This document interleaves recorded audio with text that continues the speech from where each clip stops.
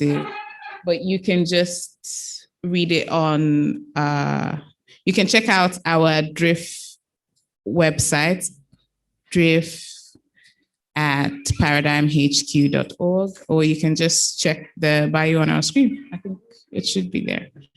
All right. So I would go further now to introduce Farida Adamu. Farida. Where is she? I saw her a second ago. She just stepped out. Okay. Farida Adamu is the founder of ResearchHer NG, an evidence-based research platform. She is the co-founder of ResearchHer. Sorry, okay, I just read that again. It is a startup that delivers independent research analysis on the most important policy issues in Nigeria. She's a data analyst, a data professional, and researcher who has worked in various positions and projects where she has brought her data skills to bear, effectively telling data-driven stories as well as providing advisory support. So we would move to our panelist online, Dr. Ololade Shylon. She is the privacy policy manager for Africa and the Middle East at Facebook. Dr. Ololade leads privacy and policy across, she leads policy and privacy across Africa and the Middle East. In this role, she's responsible for working with internal and external stakeholders to continuously shape and inform Facebook's vision of building a policy-focused messaging and social networking platform. She's a human rights lawyer with expertise in spanning the three information-related rights of freedom of expression, access to information, and privacy. She has led and participated in developing regional normative frameworks, as well as an engaged in research, capacity building, and advocacy in relation to these three information-related rights across Africa. She previously worked with the Center for Human Rights at the University of Pretoria and at the Secretariat of the African Commission on Human Rights in Banjul and Gambia. She holds a doctorate in human rights law from the University of Pretoria. Hello, Dr. Ololade, welcome. Have we found Farida yet? Okay, so from one of our panelists, we got apologies.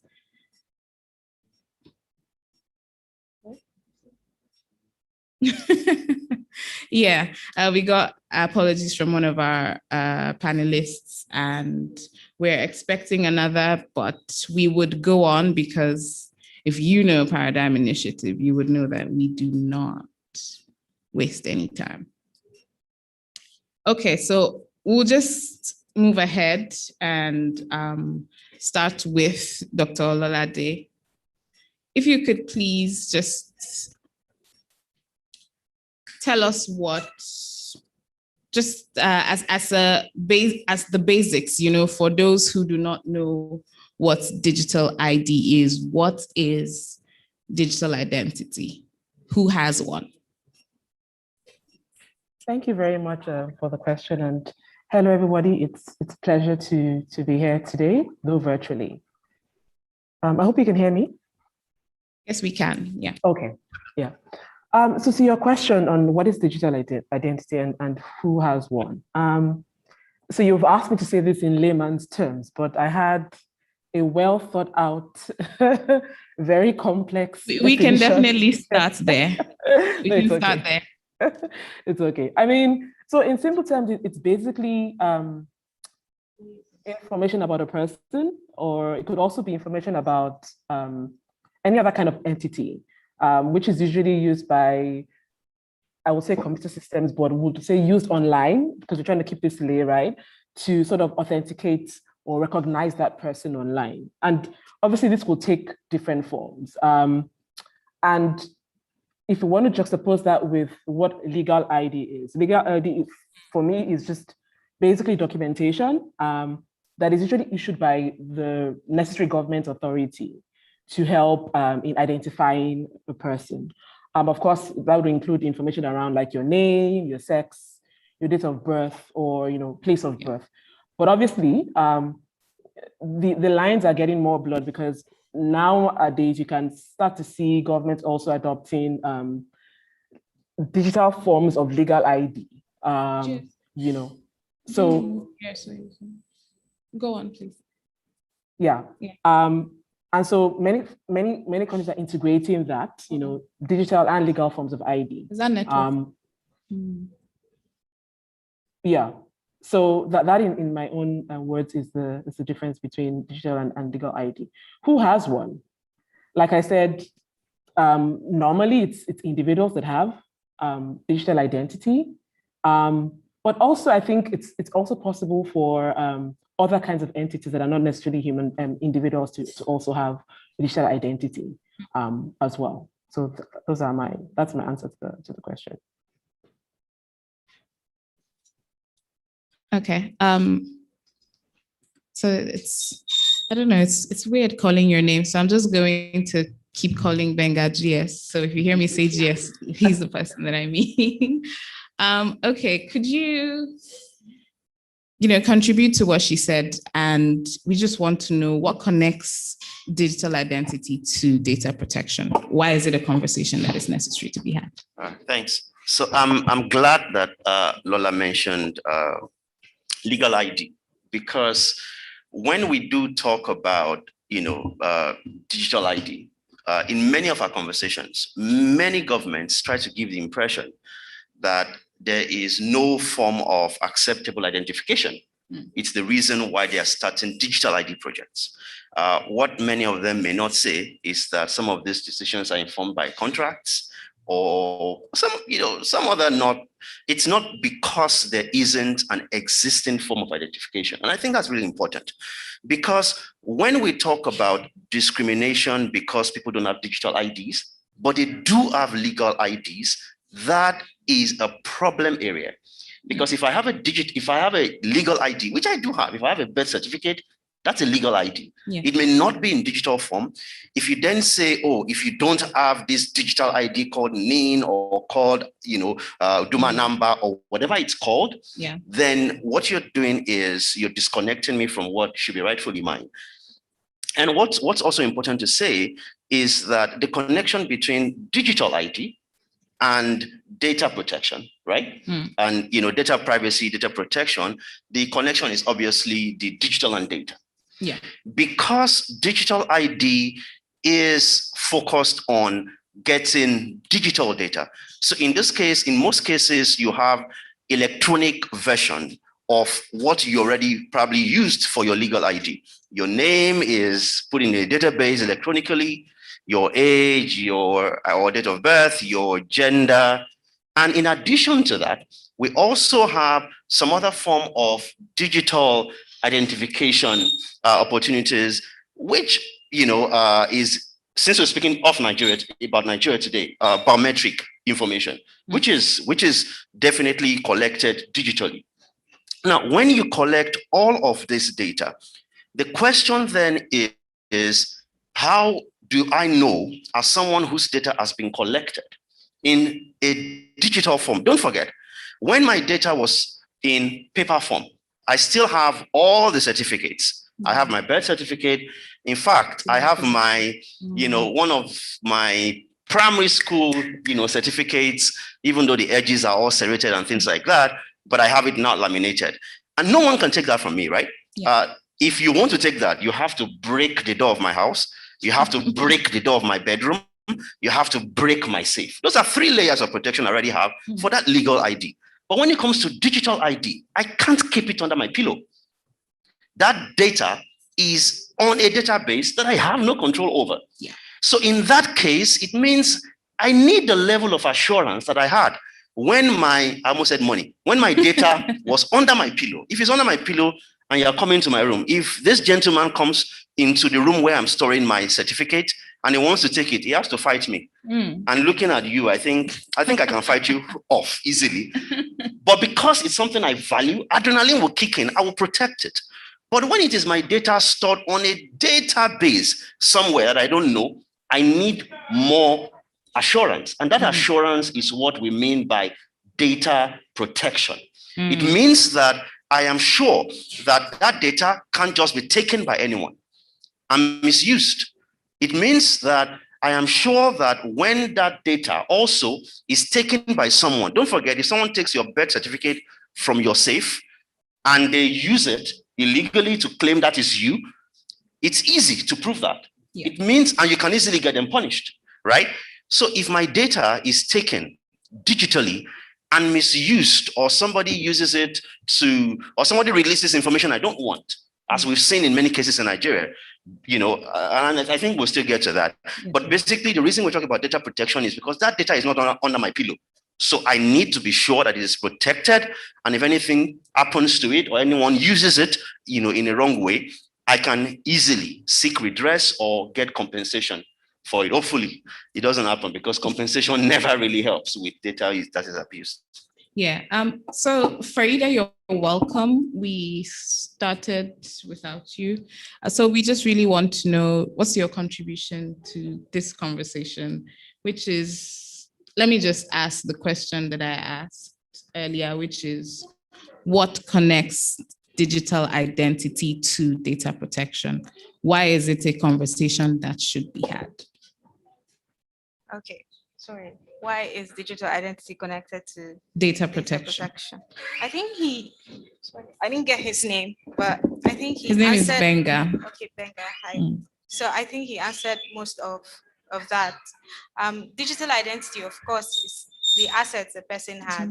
Can you hear me? The assets a person has that are based on the internet or on a digital server or database. And like he said, this is information that you do not have control over. Mm-hmm. You don't know whose hands it goes into. You don't know what it is being used for. And you have to have a level of assurance that my information in the hands of these people is not being misused. And aside from government as well, you have businesses. I think there has been a lot of conversations recently, accusations generally. I have read on Financial Times that 84% of apps on the Google Play Store, send data to Facebook, to Google. That's user data. So if you download an app, for instance, your behavior on that app, your activities, every information, whatever you do on the app, that information is being sent to parent companies like Google itself, that's Alphabet, the parent company of Google, to Facebook, to Twitter, to all of these big corporations, and they use it for marketing. So I think it is a very crucial conversation to have now, because people are getting more on the internet, more digital identities are being created. Governments are tuning into the digital identity thing. Of course, I feel like this NIM BVN thing is not even a thing you should be talking about now. It's something every citizen should have. Once you're given birth to, once a birth certificate is issued to you, you should have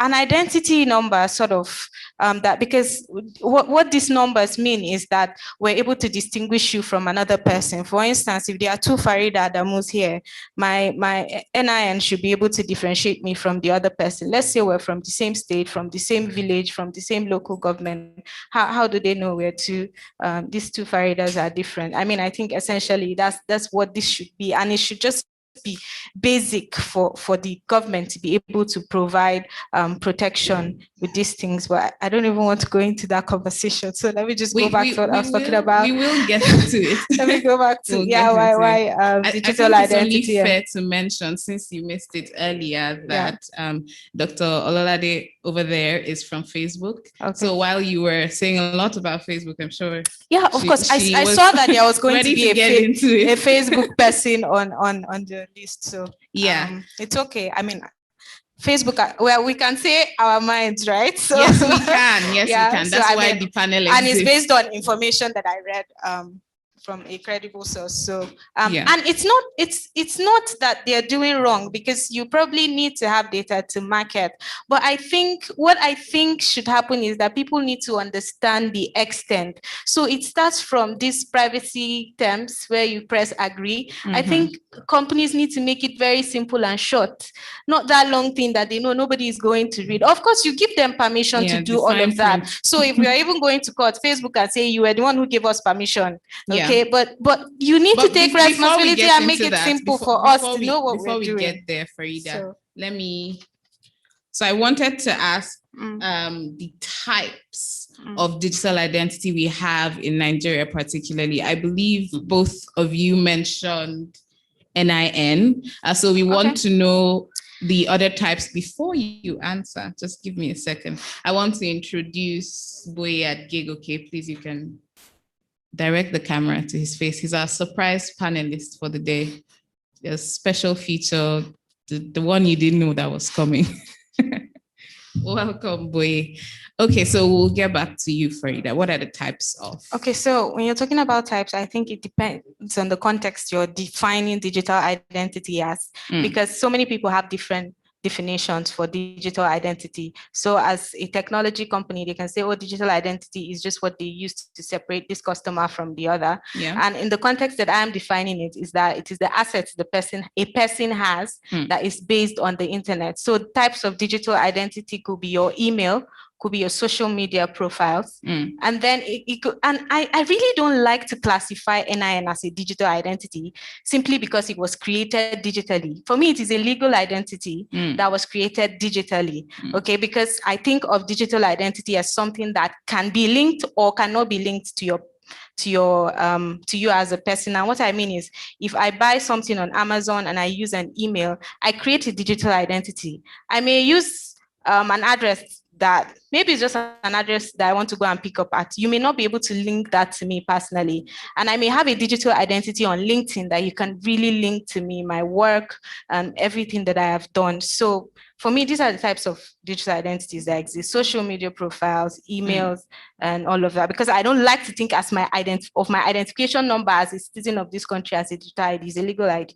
Okay, so I see that Benga, he shook his head when you said that. He doesn't seem to agree. What are your thoughts?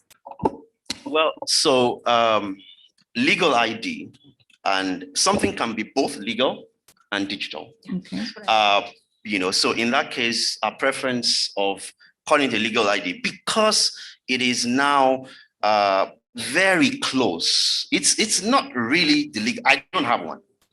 Am I a legal citizen of Nigeria? Absolutely. The minister can't even say otherwise, right?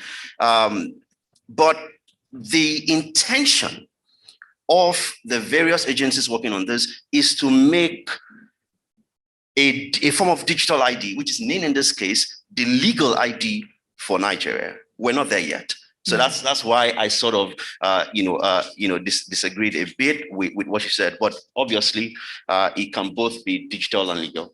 Okay, so Boye, since you're just getting here, do you have any contributions to this general conversation before we move to your mic? Yes, it's on. Okay, so I mean, the whole concept of digital identity, there are several definitions, and in fact, there is a type of digital identity that I love, and that's the one that's called the self-sovereign identity, whereby you have absolute power to say, this is who I am. But when you talk about digital identity, legal identity, there is also a lot of debate ongoing around why should that identity doesn't have to be digital before it is legal. In other words, it can be legal identity even if it's not digital. Now, what African governments and Nigerian government trying to do is to then insist that your identity has to be digital for it to be legal. That's very problematic because you are throwing up a lot of issues in terms of potential for discrimination, which is going to definitely happen. Unfortunately, it's unfortunate that government representatives are not here. Absolutely, they have bigger issues to deal with right now. But, I would have loved to take them on because I've seen the minister on TV talking about how Nigerians have refused to register for NIN, how NIN has been out there for a very long time without admitting the lack of capacity of the government to even provide digital identity. Even if you all agree that digital identity should be legal identity, the government has failed to admit that they lack the capacity to even issue that identity to, at least up to now. So in terms of definitions, we can come up with a lot of definitions. I talk about self-sovereign identity, which is the one you create for yourself. When you open a social media account, you do it based on how you want to be seen.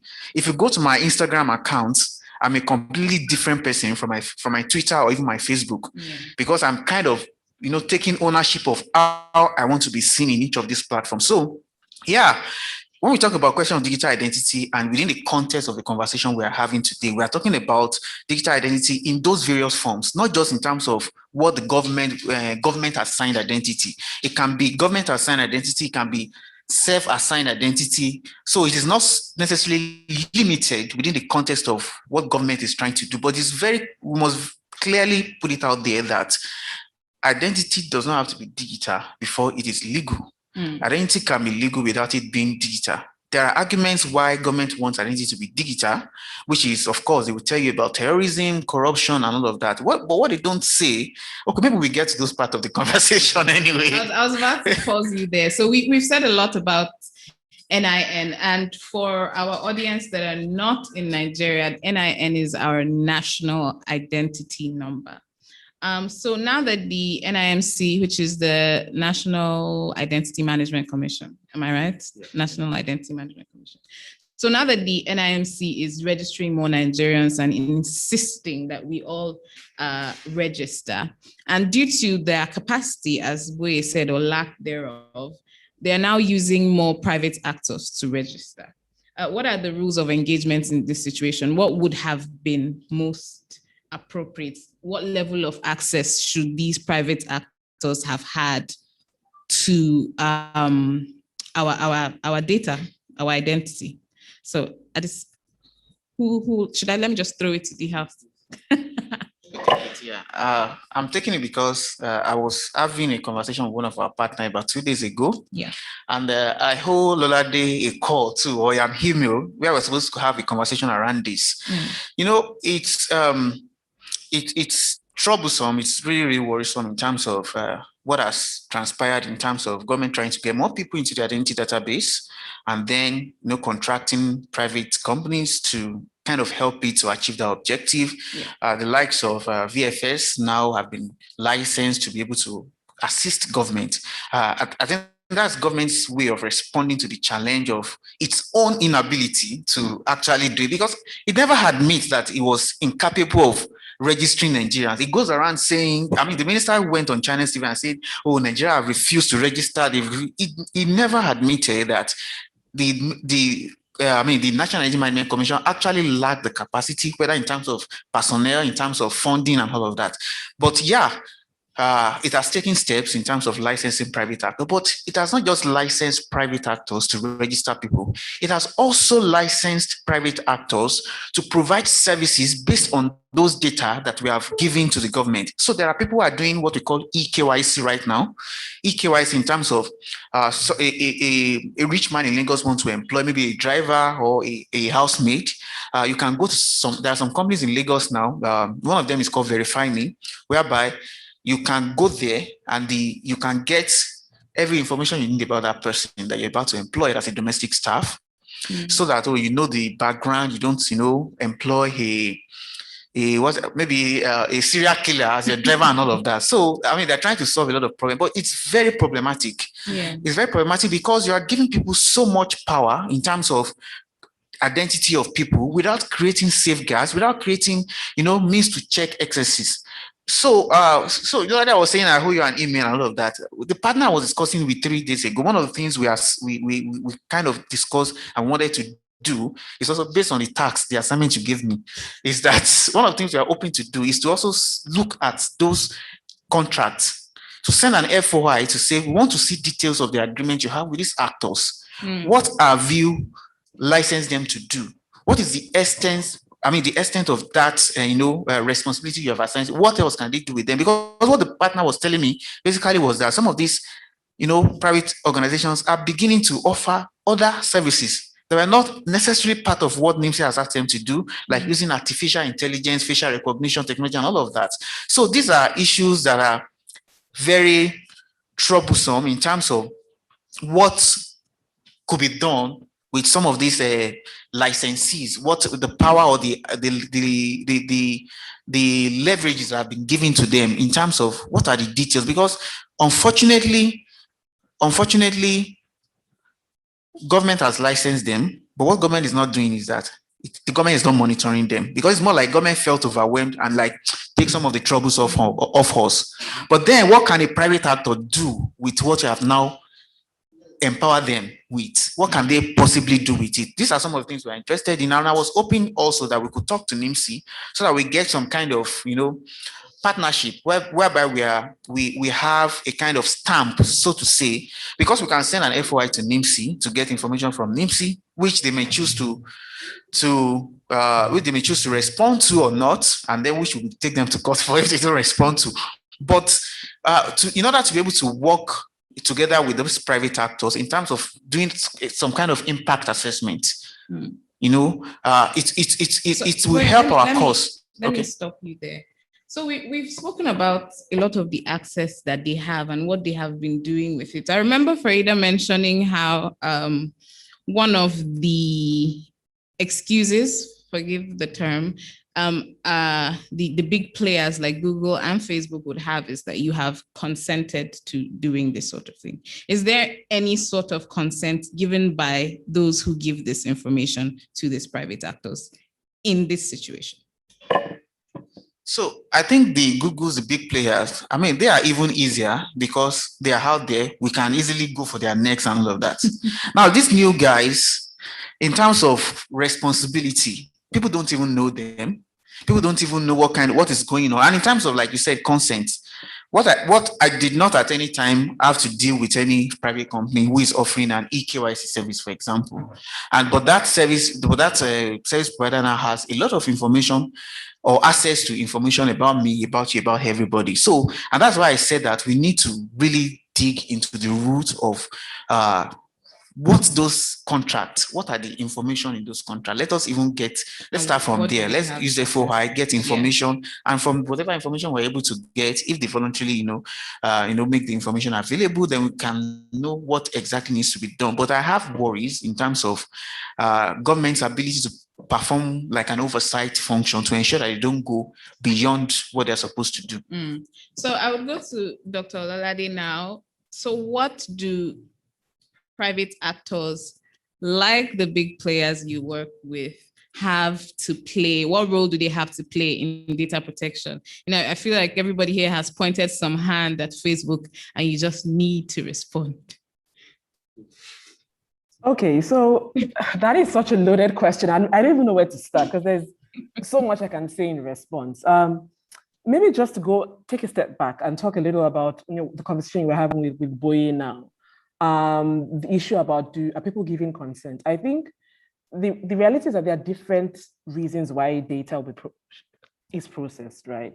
Number one, I think the real problem in Nigeria is that there's no data protection law. I think if there was one, there will be probably not necessarily that everybody will be able to go to bed and say we are safe and we are fine, but at least there's that standard that we can use to then hold up these private companies that are working with government on these issues. So without having that in place, then it becomes a problem. I think that's probably the greatest challenge, that when you're having this kind of system, identity systems, it's important that you have a data protection law that can be used to sort of monitor and ensure that things don't go wrong. In terms of this whole conversation around privacy and data protection, so for us as Facebook, we believe that privacy is very, very important because it's not only a right, but also we believe that the ethical use of data is very important for preserving other human rights, of course, one of which is also privacy. So we have a few principles that guide us in what we do. But without going into that detail, I want to just emphasize our own position, generally speaking, around identification systems and digital ID. So for us as Facebook, and I'm sure, those on the panel and probably other participants know that we do not require our users to provide any form of ID when they are registering on Facebook or any of our platforms. And that's for various reasons. What we require is that you have an email address or a phone number, and then you can confirm that. And it's because we know that, for example, if we rely on ID, requiring people to provide an ID, then it brings up a whole lot of issues, and we're going to be excluding people. There are privacy implications, and I want to hone on the privacy implications because for us, IDs are containing a lot of sensitive personal data, and that then places a lot of burden and pressure on us to protect that data. 2 billion users, how do you ensure that there's absolutely no gap in the security that they use to protect that data. That is always a challenge. And in addition to that as well, we also realize that we'll be excluding a whole lot of people from our services. So it doesn't really make much sense. And so our position is that to the extent that it's possible, we want to avoid requiring identification. But of course, there are instances in which we require identification. And that's, for example, for if you want to have an ad on political issues, then we need to be able to verify they're actually not interfering in other countries' elections and things like that. So there's a lot I could say about it, but it's just to say that we are also very, very wary of the implications of identity systems and identification, legal ID. And we try as much as possible not to require that unless we know that it's absolutely necessary to keep people safe on our platforms. And so that is the context in which we require IDs. The other thing I wanted to say is that I know that a reference was made to our privacy policies and consent and things like that. The reality is that we need to have a privacy policy that gives people the information about how we collect data, how we use it, and how we process and how we share that kind of data. And we are often caught between like the rock and a hard place. So some will say it's not detailed enough. We don't understand exactly what you're talking about. So you want to try and expand and give people more understanding. But some are saying, but this is too long for me. I cannot understand what you're talking about. So how do you strike a balance between being comprehensive but also being comprehensible? That is a big challenge. There's also the issue of us wanting to be as transparent as possible. So you want to display things prominently. But when you display things prominently, then people get tired of just, clicking, learning more. So they're like, it becomes problematic. So those are some of the challenges that we face in terms of, privacy policy and explain our practices generally around privacy. Okay, thank you, Dr. Ololade. We would move to Benga now. So you mentioned the level of security that would be in your house to protect your birth certificate. So what level of data protection has Nigeria attained? Do we have the security guards, the gates, the door, the rooms before we finally get to the box under your bed where the certificate is? So first of all, to double down on something you said earlier, but you also mentioned, and I want to say this for the record. NIMSI accepted to be here today. Yes, right? they did. That's the National Identity Management Commission in Nigeria, but they're not here. Yes. Now that itself is a statement. When there is a topic, which is the data protection of the citizens, which is your primary responsibility, and you've accepted to join the conversation and you don't, not showing up is a statement. And I would also say that one of the most vocal people in Nigeria about this has been the minister. The minister's office was contacted. They did not respond, but then said yesterday that, oh, sorry, we can't make it because the minister is busy otherwise. I am going to check in the newspapers and everywhere to find out where the minister was today. That is more important than his primary responsibility, which is what he's made a lot of noise about. Now, to speak to what Nigeria has done in terms of protection, there are so many layers. I forgot to mention the gate of my house. Oh, the gate of the estate. Oh, the gate of, I'm just kidding. Now, this many layers are deliberate, right? Yeah. The first basic layer for Nigeria, which is empty at the moment, and I'm glad, Olade mentioned it, is data protection law. It shouldn't be difficult. This is the same country that has a Nigerian data protection regulation that was the brainchild of the current minister while I was DG of the National IT Development Agency. So what does it take to take that from secondary regulation to primary regulation? All it takes is working with the National Assembly. And if you look at the relationship between the executive and the legislature in Nigeria today, the minister got a lot of help from the Speaker of the House yesterday on a motion that I will not discuss. So it can get the same help if we want regulation passed, but they haven't done that. They focus a lot more on saving their political careers than saving the data of Nigerians, and that's a big shame. So data protection law is even the basic. It doesn't exist. And for a country that collects so much data, in your purse, in your wallet, you probably have 6 cards that have different forms of data that you've submitted to different agencies. You've got the BVN, which is powering your bank card. You've got your driver's license, where you also gave to another agency biometric data. You've probably got your voter's card, for which you also gave another set of biometric information. You've probably got, maybe you don't have a card because they've been slack with giving the cards, but you have a name. I don't, but I'm sure you do. Most people do, or many people do. According to the minister now, we have about almost 50 million. I have one. So that's number 4. Now, don't forget, if you have an international passport, that's another one from immigration that you're giving to, right? If you've written any exams in Nigeria as a secondary school student, you've given biometric information. In fact, if you're listening to me and you're in secondary school, you've been told you will not be able to write your JAMB, which is your university entrance exams this year, without biometric information. Now, with collecting all of this biometric information, you would assume that that first basic level will be there, but it's not. But even if that first basic level is there, the second level is to have a data protection authority.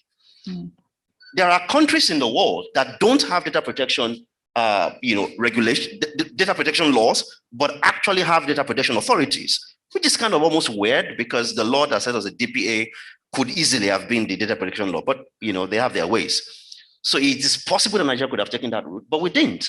And there's also a third level, which is to have an independent, and mark my word, independent data protection authority, which you don't have. Now, if Nigeria wants to argue that, well, we have the NDPR, okay, let's find out. Are the institutions that are leading the NDPR independent? NIDA is not independent. NCC used to be independent. It is now in the minister's purse. NIMC used to be independent, well, partly quasi-independent within the presidency. The minister has made a special request to his friend, the president, to get NIMC into his pocket. So what we've done is we've reversed the pseudo safety that we had in the independence of these institutions, such that right now, when you attack or question the minister, one of those agencies that should be independent are the ones that respond to you. When NCC responds on behalf of the minister, that's a breach because it is supposed to be an independent regulator. And you can't be independent if you're taking instructions from one man. Who I've famously called an emperor, but I won't call him an emperor today. And I think that these 3 levels of protection that we should have in Nigeria are absent, and it is dangerous. It is not even something to laugh about because it means that every time you hear of a breach, it is potentially costing someone their entire identity. And I'm sure you heard recently that about 300 million data points of Nigerians was made available on the dark web, which I'm sure, some people have visited, some have not. The question then was asked to the person in charge of this data: how can criminals be selling the data of Nigerians? By the way, if you're surprised by that, it means you have not been in Nigeria for a while. If anybody knows Lagos in Nigeria, there's a place called Otigba. It's the computer village. Since I was in the university, and well, if I pull my mask, you see how old I am from my gray hair. You don't mind. Now, as far back as 2001, there were CDs being sold at Otigba with the data of Nigerians. So data loss is not something that is just starting now. In this same country, we've had, and I'm sure INEC has lost data. They fired someone, but nothing else happened after that. Immigration has lost data. NCC, through telcos, have lost data. And that is the most painful for me, by the way, because NCC got told telecom companies to get our biometric data. Oh, I didn't mention that earlier. If you have a phone, your biometric data has been collected also. And I hope you guys have linked your NIN to your SIM. I'm not doing that, so I'm going to lose my phone soon. Now, the interesting thing is that when the telcos were going to do the job, they also realized they had to get secondary people, like Boye mentioned, private sector actors to help them register. When they did that, some of those private actors, after the exercise, took the laptops that were used because their businesses, they don't want to lose money, sold those laptops. One of those laptops that got into our custody had biometric information of Nigerians. I don't want to mention the name of the state. This is a case that we've taken to court. As you know, judicial process in Nigeria can also be very funny. But you would assume that a country where all of this have happened would be a country that would have at least those 3 levels. Data protection law, which we don't have. There's a draft bill that I'm sure most of us have contributed to, but it's still a draft bill. It hasn't been presented. Well, we don't know that it's made progress. There should be a data protection authority, which we don't have, that has a commissioner that is in charge of making sure that if data is abused, someone has to answer for it, and independent institutions.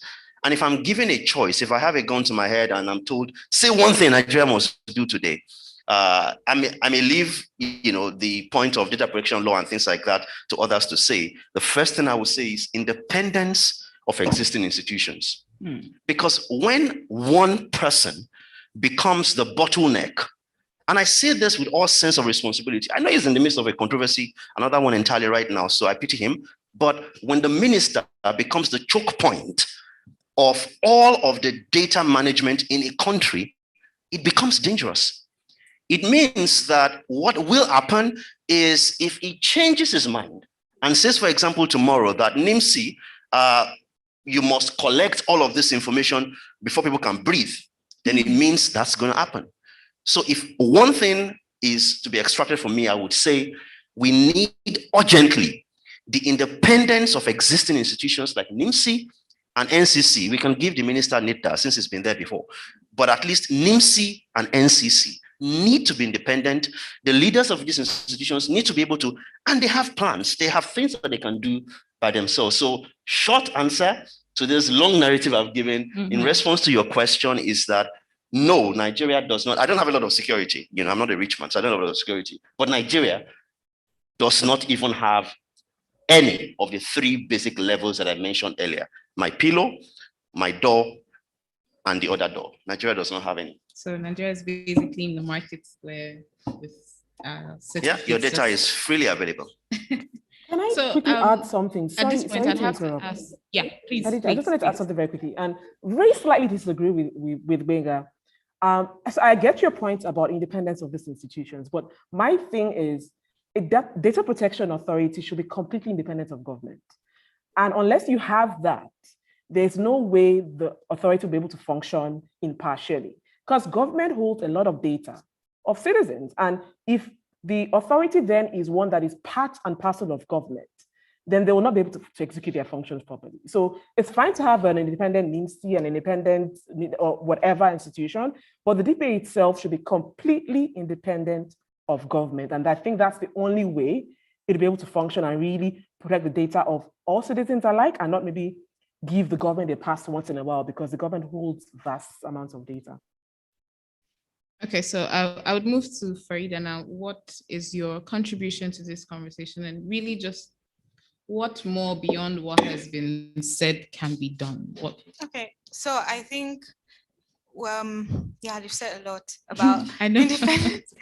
So now the thing is, the data is already in the hands of government, right? Yeah. So even if we're saying, I just don't trust government, but yeah, institutions should be independent. But when Benga was talking, the thing I kept picking out was there's no harmonization. There are a lot of databases. There's no one database. Yeah. So first, even if you want to say accountability, independence, you have to run through the bureaucracy across all of these organizations that have BVN or have international passport number voters or cards. All of that. Yes. So I just feel like on our way to creating an independent body is to also make sure that this database is harmonized. And I don't have to go and do BVN and then come and link it to my, I don't know what there's a lot of linking happening. I think I did. So yeah, and then I also wanted to say that there's no implementation. He was talking about the draft. I think it was created in January 2019. Then they created something called implementation framework of that regulation. They created it in July. and it's still in the house. I don't know which of the chambers of the house is, whether it's the upper or the lower, and it's just always there. The thing is, I hate it, or I just hate to hear that we are creating a regulation or we are creating a law. They don't implement it. There's so many laws. Yeah. They don't implement it. There's no need for all these things. They will sit down and they'll pay somebody sitting allowance to come and argue about it, and they'll argue about it for 90 days, and then nothing will happen. It's just go on break. This and is come just back and a argue it wasteful enterprise. It's so frustrating to talk about these things, because you will talk about these things, you would advise them, you literally tell them what to do, and they're not going to do it. So I hope they change. You know, Nigeria is just a very strange country. Maybe they'll listen once, and I think what they should do is to harmonize data, create one database. And I think that our laws are also very, very anti-poor people that our system created. Okay, you want them to leave what they're doing in the day and go and queue up. You know, you need to create systems that are easy for them. If you want to have their data, if you want to create digital identities or legal identities or whatever it is for these people that have really low access to some of these things and care about getting by daily, then you need to make it very, very easy for them to be able to access it or to obtain that ID. Yeah. Yes, please. Thanks. I mean, thank you so much for bringing up that point about why we have, you have NIN already and you're told to do BVN and all that. That is, and the government may not admit this, that is the first admission of failure on their part. The major reason, by the way, why, I'm sure you heard at some point that if you have a BVN, you literally have a NIN. Then the story was changed. That even though you have a BVN, that means you're close to having a NIN, you will still have to do some things. The reason for that is because almost every new mass biometric, collection project tries to correct the other one. Instead of fixing it, there are two levels of influence there. One is plain corruption. Plain corruption. We need to put this the way it is. Somebody else wants to do a different contract. So they create another track, another entirely. And I'm more than happy. I know I'm speaking in public and this is on record. I'm more than happy to get invited by any of the government agencies who want to deny this, either to meet them in court or meet them at the public debate. Corruption is at the center of this proliferation of mass biometric, data gathering. The second is that every time government finds out that it has made a mistake, it pushes the pressure to the citizens. When the issue of security came up and said, oh, because we don't have ID, we can't identify the terrorists and all that, blah, blah, blah. It's okay. You want to identify terrorists? That's fine. But why should I then be the one to have to go out during a pandemic to forcefully get NIN through the same process that I've gone through 6 different times? That is because of the failure. And this, by the way, is why I agree with Olade's disagreement with my statement. Because she's right. The DPA is literally the most important as an independent institution. But the reality in Nigeria is that we will never get a DPA until these institutions become independent. Because we all know this. If a DPA is established in Nigeria today, the structure of our politics means that the minister, and it doesn't have to be Dr. Issa Ibrahim Pantami, any minister will do their best to bring that DPA under their ministry. So until you work on the necessity of independence, any new thing we create in Nigeria will be subsided. It's the same thing. NIMSI was independent. NIMSI was a presidential project. It was powerful. The president even announced, and I'm sure you remember this, the president announced and said, NIMSI, you're in charge, harmonize everything. Why didn't anybody listen? Because there were political games, and who won? The Minister of Communications and Digital Economy, because he got the agency to then come under his ministry, and he can now give them instructions, invites them to meetings, and then issues a statement on their behalf. So I agree with you, Olade, but the reality is what I'm speaking to, that even if we get a DPA in Nigeria today, it won't be independent. The CEO or the Data Protection Commissioner would have to go and see the minister every morning to get a briefing. Very, very wasteful ventures. And I just wanted to add that it's laziness to say that, I mean, just in case they see it, to say that you're trying to track terrorists by getting people to register? If I'm a terrorist, am I going to come and register and say, oh, this is my profession?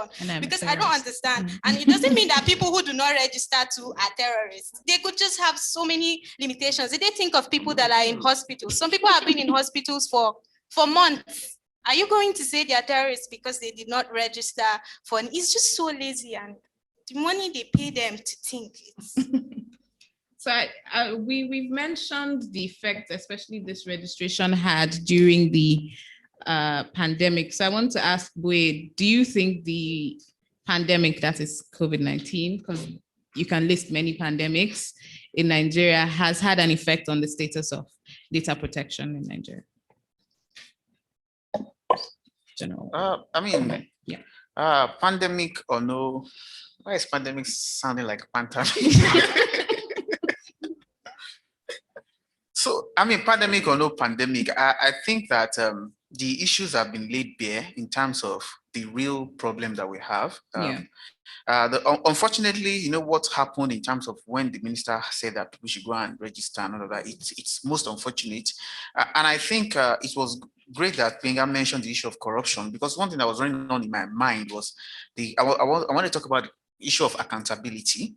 I think we don't hold governments accountable enough, and that's why they are able to put the pressure on us. I was cringing the day I was watching the minister on Channels TV. Unfortunately, journalists that was also speaking to him didn't understand the issue. So he was just gaslighting that one and, grandstanding. And where I just wish I was on the other side. I could be part of that debate so that I can clearly point out some of the things he was saying that were not true.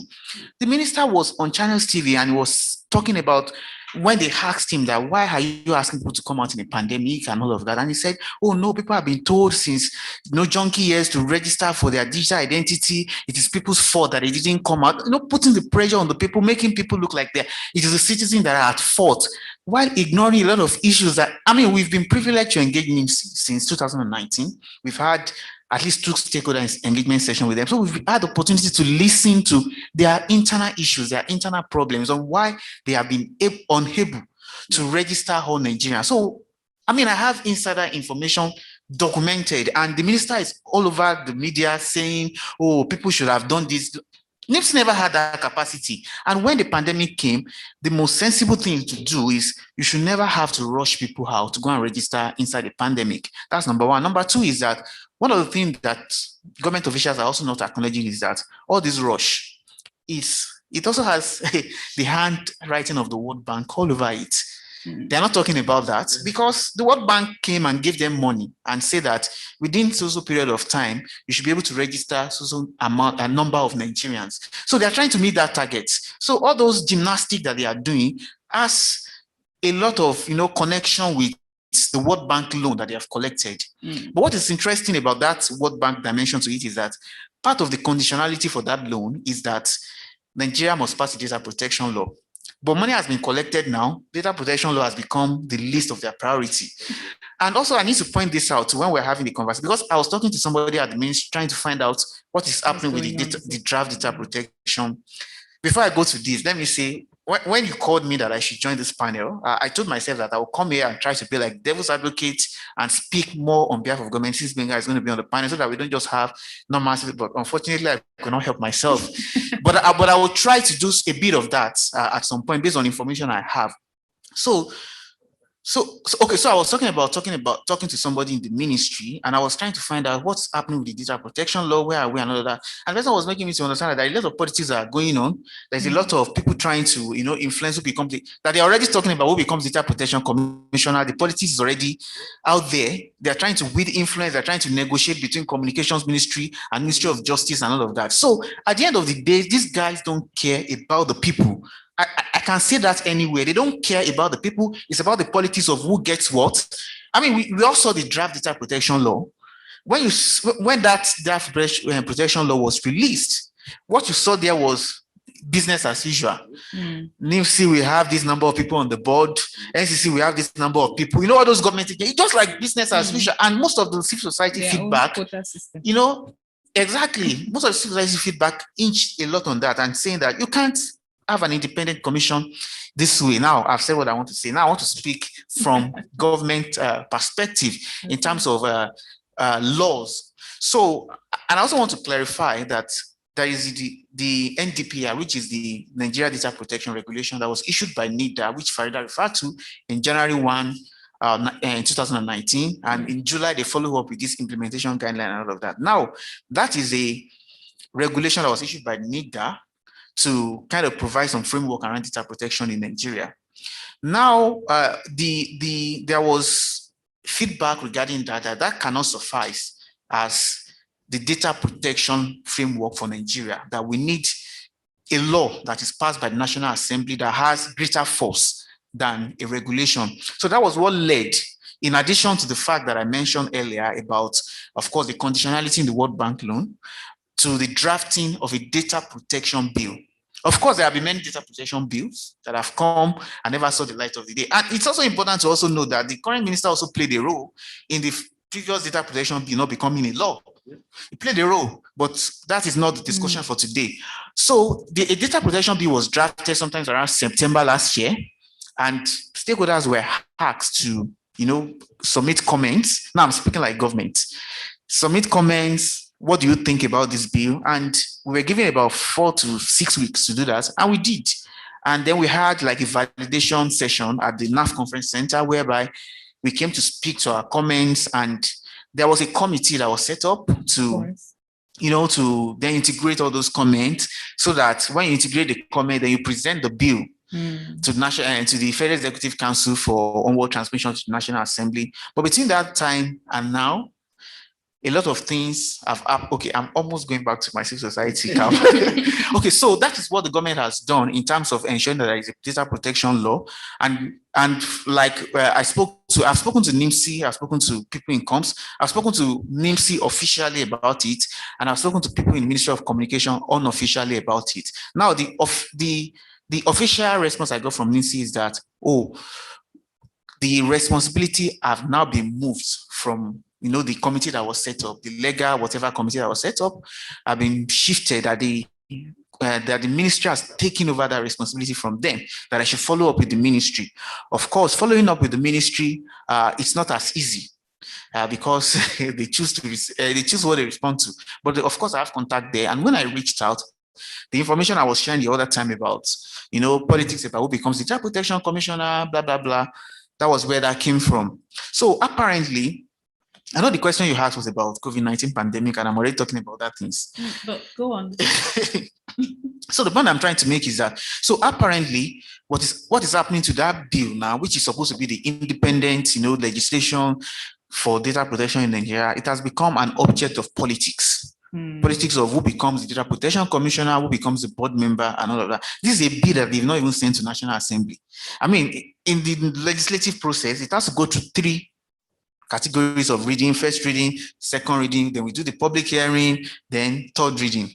But even before the bill is read for the first time, our people are more interested in who becomes the Data Protection Commissioner. But of course, they want to put people they can control, and all of that. So that has kind of defined the attitude towards data protection. But I think the big elephant in the room when it comes to data protection, in my opinion, data protection and digital identity, the big elephant in the room is the lack of interest in looking into all sides of the debate. So from what I've seen the minister do or does, he is just interested in getting everybody to register. A lot of concerns have been raised around data protection, around discrimination, around the risk inherent in how the ministry is going about it, or how NIMSI is going about it in terms of licensing private actors and all of that. Those kind of conversations are not even at the forefront of government communication. All government just wants to do is go and register, and that's the end of the conversation, and leaving out other important issues. So let me speak like a prophet here. From previous experiences of what we have seen, rather from SIM card and all of that, this whole thing is going nowhere. It's business as usual. It's going nowhere. And that is why it pains me when government officials, when they run away from debates like this, because it deprives everybody the opportunity to have some kind of rigorous, examination of these issues and prefer, the best way forward. NIMSI or National Identity Number it's not something you should use a fire brigade approach to achieve, because there are too many issues surrounding it. And one of the problems we have as a country is that we wait until there is an issue on ground. Maybe there is a bombing tomorrow, then they go to whether security meeting and somebody saying that how can we trace that person, and then they wake up and issue a statement. Everybody has to be on need. You cannot go about registering your citizens with that approach. The motivation for registering citizens should not be because of response to an emergency situation. Any law policy developed because of a response to an emergency situation can never be clearly or well thought out. It will always run into problems. So this NIMC thing, for me, the lifetime is just is the same thing as the lifetime of the minister that is pushing it. And that's where the problem of big manism or the Superman trying to, pose as the one who has answers to all the problem. It cannot be about you. It has to be about system. What happens with batch registration? Because that's where we get it wrong from. What happened with batch registration? We're asking whether you're still speaking as the government. No, of course I've moved. Of course I've moved. So it is a problematic issue. If we're at 50 million, I think the World Bank gave them a target of about 100 million. That's what they're trying to achieve. But we all know about half the population. Yeah, we all know the day the fund from the World Bank runs dry is the day this project ends, because it's all about the money. It's all about the money so the issue of civic registration or identity or legal identity of citizen is something that has to be approached as a national project. And I think that is why NIPSI used to be under presidency directly. NIPSI used to be directly under the SGF, because the issue of identity is not about a ministry. It's not about, it's about being able to have a population that your citizens, and who is who, residents, who is the legal resident and all of that. So that's whole idea of trying to drive it, because World Bank has given you maybe 350. I can't remember the amount again, but I'm privy to all those information. So that's why we're very glad to have you here. Thank you. So the moment that money dries up, that is the end. Because it is through that fund that they have been able to contract the people they've contracted and all that. And once that money dries up, then we'll go back to business as usual. Okay, so I have to stop you here, because we can see that Boye is very passionate. You'd go on and on. So now my question is to the entire panel. Anyone can pick this up. We've spoken a lot about what it looks like in Nigeria. My question now is, what are the standards globally? What are the standards in Africa? What are the standards globally on data protection? We have the horrible habit of comparing, but I believe it's necessary for us to know what have other people achieved, so we would know what is possible. So who wants to go for it? Anyone can just... I can. Oh, okay. No, not like I was saying the Facebook. I can start. Comparing a country that is not very far from. Oh, okay. Lola, go ahead. I see you. No, it's fine. You go ahead, and then I'll chip in after you. Okay, good. So let me give two examples: Ghana and Kenya.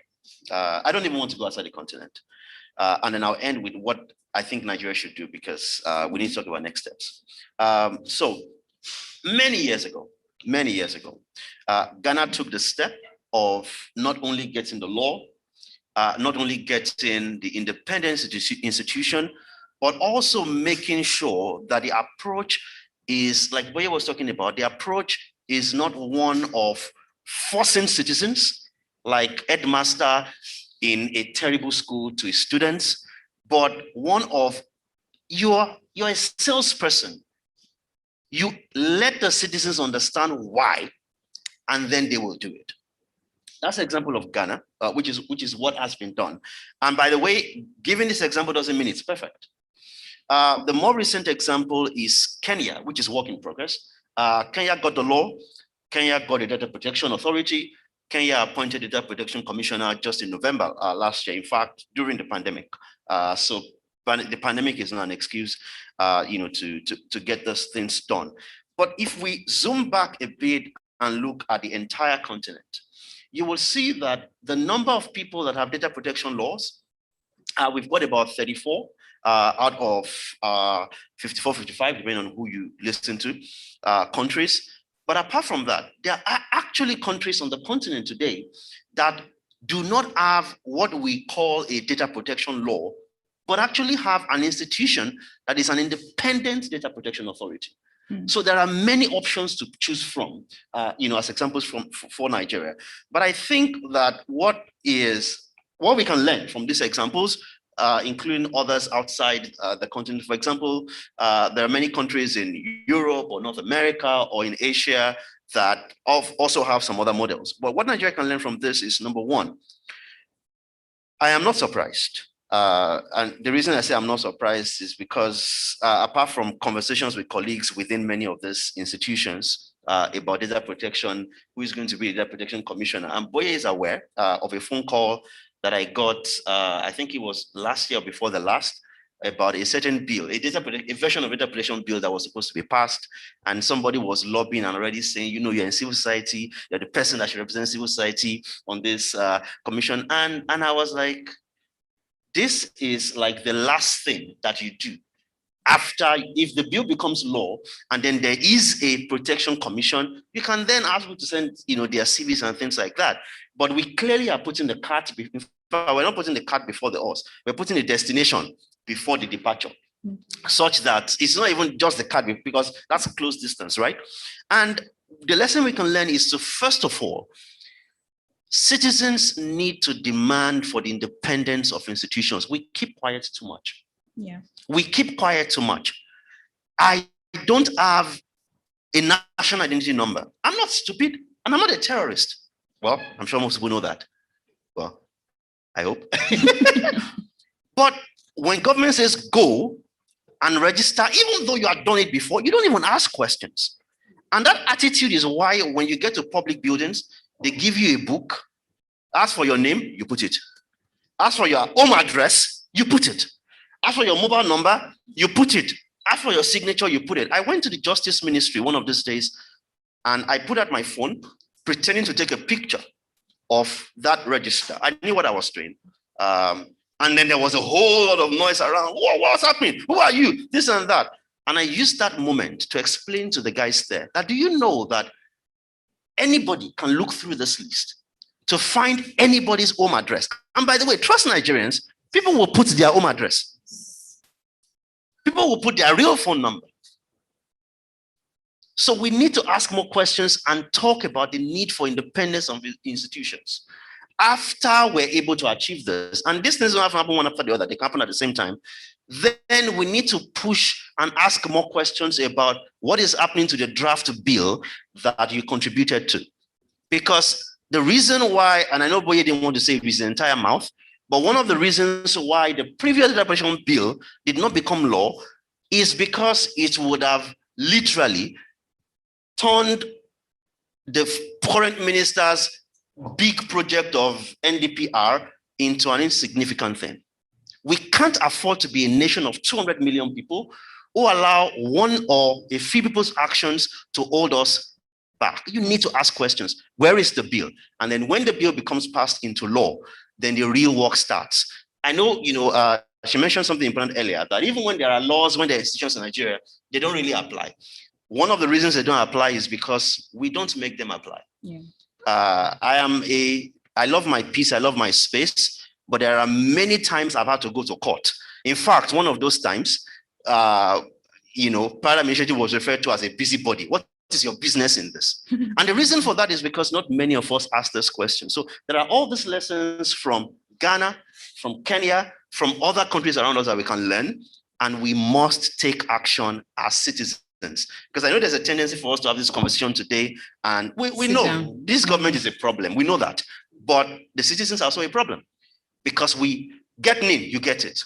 Get BVN, you get it. Get for JAM, you get it. Pause and ask. It may cost you something. It will cost me something. My phone will be cut off at some point. Everybody, when they want to pay my salary in the office and they can't get it, maybe my BVN and everything will be cut off. But if we don't ask that question, then we'll continue in this perpetual cycle of, and it's a 4-year cycle, maximum 8-year cycle. Have you noticed? Yep. Many of you don't remember our cartel of France, that project during Obasanjo's time. It's the same 4-year cycle.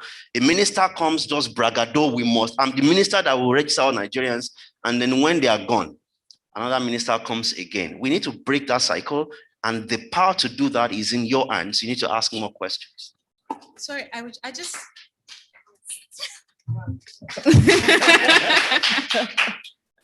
I wanted to agree with what you said. Everything you said, apart from the fact that citizens do not take action, I think a lot, and it takes privilege to actually say, oh, ask why, because I can ask why seated here, but there are a lot of people that do not Coming have the from a privilege place to of ask comfort, why, that's to true. even take action. So why we accuse government of being anti-poor or discriminating certain group of people, let's not use the same language that they use when they're saying, oh, we say you people should go and register, you people refuse to go and register, or oh, government says do this and you do it. So people do not have the privilege of asking why. They just need to get by this. So it's up to us that do have a certain level of privilege to do to it. assist these people, yes. Yeah, to so make sure yeah. that they know, or they are even comfortable enough to ask why. Well, so we're glad Benga is doing that, because clearly he's very. I am afraid that if we continue to do that, remember, we used to outsource activism in Nigeria to Ghana alone, because he was a privileged person and we assumed the rest of us were stupid. And we have done the same. We did the same during NSAS. We trusted some people alone, and we were saying, choose a leader, choose a leader. When everything ended, what did we do? We sacrificed all of them. I agree there are people that don't have agency, but I think it is your responsibility, my responsibility, Khadija's, Lola's, Boye's, and everyone in this room to begin to, we assume that people cannot ask questions. It is not true. This is the same country where that they don't want to. Because of the circumstances that they have found themselves. Not that a lot of these people, I wasn't trying to imply that they were stupid, because a lot of these people actually know more than most of us. Absolutely. That we are so Absolutely. smart. It's not that the will is gone, because there's a thing that this country does to you. It just after NSAS, I said I am never ever going to fight about anything in this country. You they will. beat That's me not up, true. police beat me up so much. I said this is the end for me, and I've not appeared in any talk. Actually, because of Khadija, I came here, because I stopped appearing anywhere to talk about anything, because I said yes. So it's not like I think they don't know. It's like the will is gone. And somehow you need to start talking them into it again. That's it. We'll talk them into it. So yeah, that's fantastic. And we are getting really close to the end of this. So we would take something from Dr. Ololade, then we'll take any comments from Zoom, from the audience, and then we would take a photo, close, and get to the next session. All right, Dr. Ololade, take us away. I had wanted to weigh in on the question about what are the global standards, but I'm just a bit worried that the conversation is so focused on Nigeria now that I might just be like taking us, on a journey of discovery that is not necessary. So maybe just to give a very, very brief overview. I think for me, the important thing is to highlight that we do have a regional treaty on data protection, which is not yet in force. Requires 50 ratifications. We don't have up to 50 ratifications yet. But even at that treaty, in my opinion, is extremely problematic. And so I'm not really sure whether or not, sorry, my daughter is trying to get my attention. I'm not sure whether or not, even if it came into force today, to make much of a difference, because there are fundamental problems with that treaty. One of which is the fact that there is no, so we all know about the GDPR, right? That is for the EU, but also by extension applies to other parts of the world, because once you're processing the data of anyone resident in the EU, then the law catches you. That has a whole system that works. But if this, or whenever this treaty comes into force, it is not really going to work, because we don't actually have any regional mechanism for ensuring compliance with the treaty or guiding states to comply with that treaty. So for me, it's a very problematic treaty, and it's probably not going to help us much in terms of data protection. And the most important thing I wanted to add is that what you see in that treaty, even though it was adopted in 2014, it has archaic provisions on data protection, which is no longer being used around the world. And so when it comes into force, it's not really going to help us. And so even asking a country like Nigeria to borrow from that treaty extensively, it's not really going to help us. That's just what I wanted to add, also conscious of the fact that we are almost out of time. Yes. Thank you so much, Dr. Ololade. So at this point, we would take any questions, comments from our very rich in knowledge panelists. Is there, you can make the Zoom confirmation for me, please. Okay. Do you, yeah, nothing? Is there? None. Okay. So I'm just going to assume that everyone was as enriched by this session as I was. I've been. Oh, I thought you said closing comments. What? One question. No question. Okay, we said that. Okay. Yeah. Oh, you have it. Okay, I didn't get. I'm sorry, I didn't understand. Thank you very much, the panelists. My own is to commend you. This an excellent presentation, and at the same time to plead with you that you have to continue. At least what you have been doing to save your country, you have to continue. You can't consider somebody that's been in position and discourage you from what you are doing as activists. Thank you very much. That's important. Okay, so we'll take final comments and then the photo, Dami, and we would close this session. Final comments from the panelists. So we need to take this all in 5 minutes. Make it short. Go. So my final comment would be that the topic of the day is digital identity and data protection in Nigeria. Yeah. Nigeria has focused a lot on digital identity. We've not focused on data protection. And I think it is problematic because the problem that we are going to have is we're going to create a system where in the next 4 years, another administration will ask for another registration project where we'll have biometric requests and all that. And people may be denied access to certain services. So I'll repeat again the 3 things I said earlier. Number 1, the immediate, utmost urgent action of independence of institutions. Some of them already working on data like NIMSI and others, they must be independent. I mean, we have some institutions that have independence in their name and are also independent. So we need to wake up. Second is the need for data protection law. And the third and the final is that there's nonsense of angling for who is going to be a data protection commissioner, even before the law is passed, needs to die now so that we can get an independent data protection commission headed by a qualified person selected through a transparent process. It sounds like the stuff of movies when you compare it with the reality we have on the ground, but we are the people that can insist on this process happening. Thank you. Okay, so really, so apparently we just got graced with the presence of the National Identity Management Commission. So we don't mind you being on stage for. I'll give up my seat. 60 seconds. There's yes. Yeah, don't worry about it. Okay. And we don't have the time to say much though. Welcome.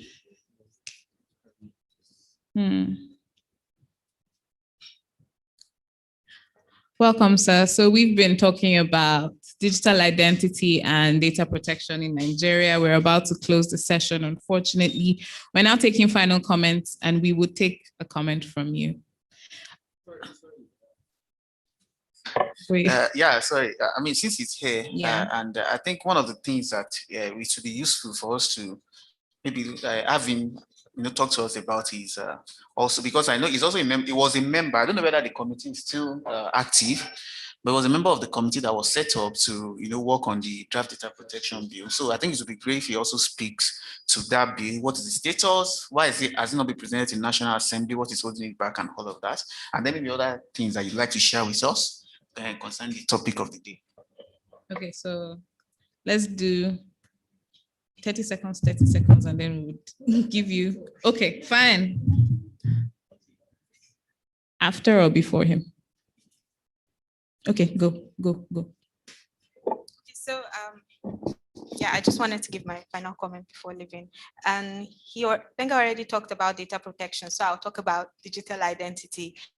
For me, the most important thing, or what I think is very necessary now, is to harmonize.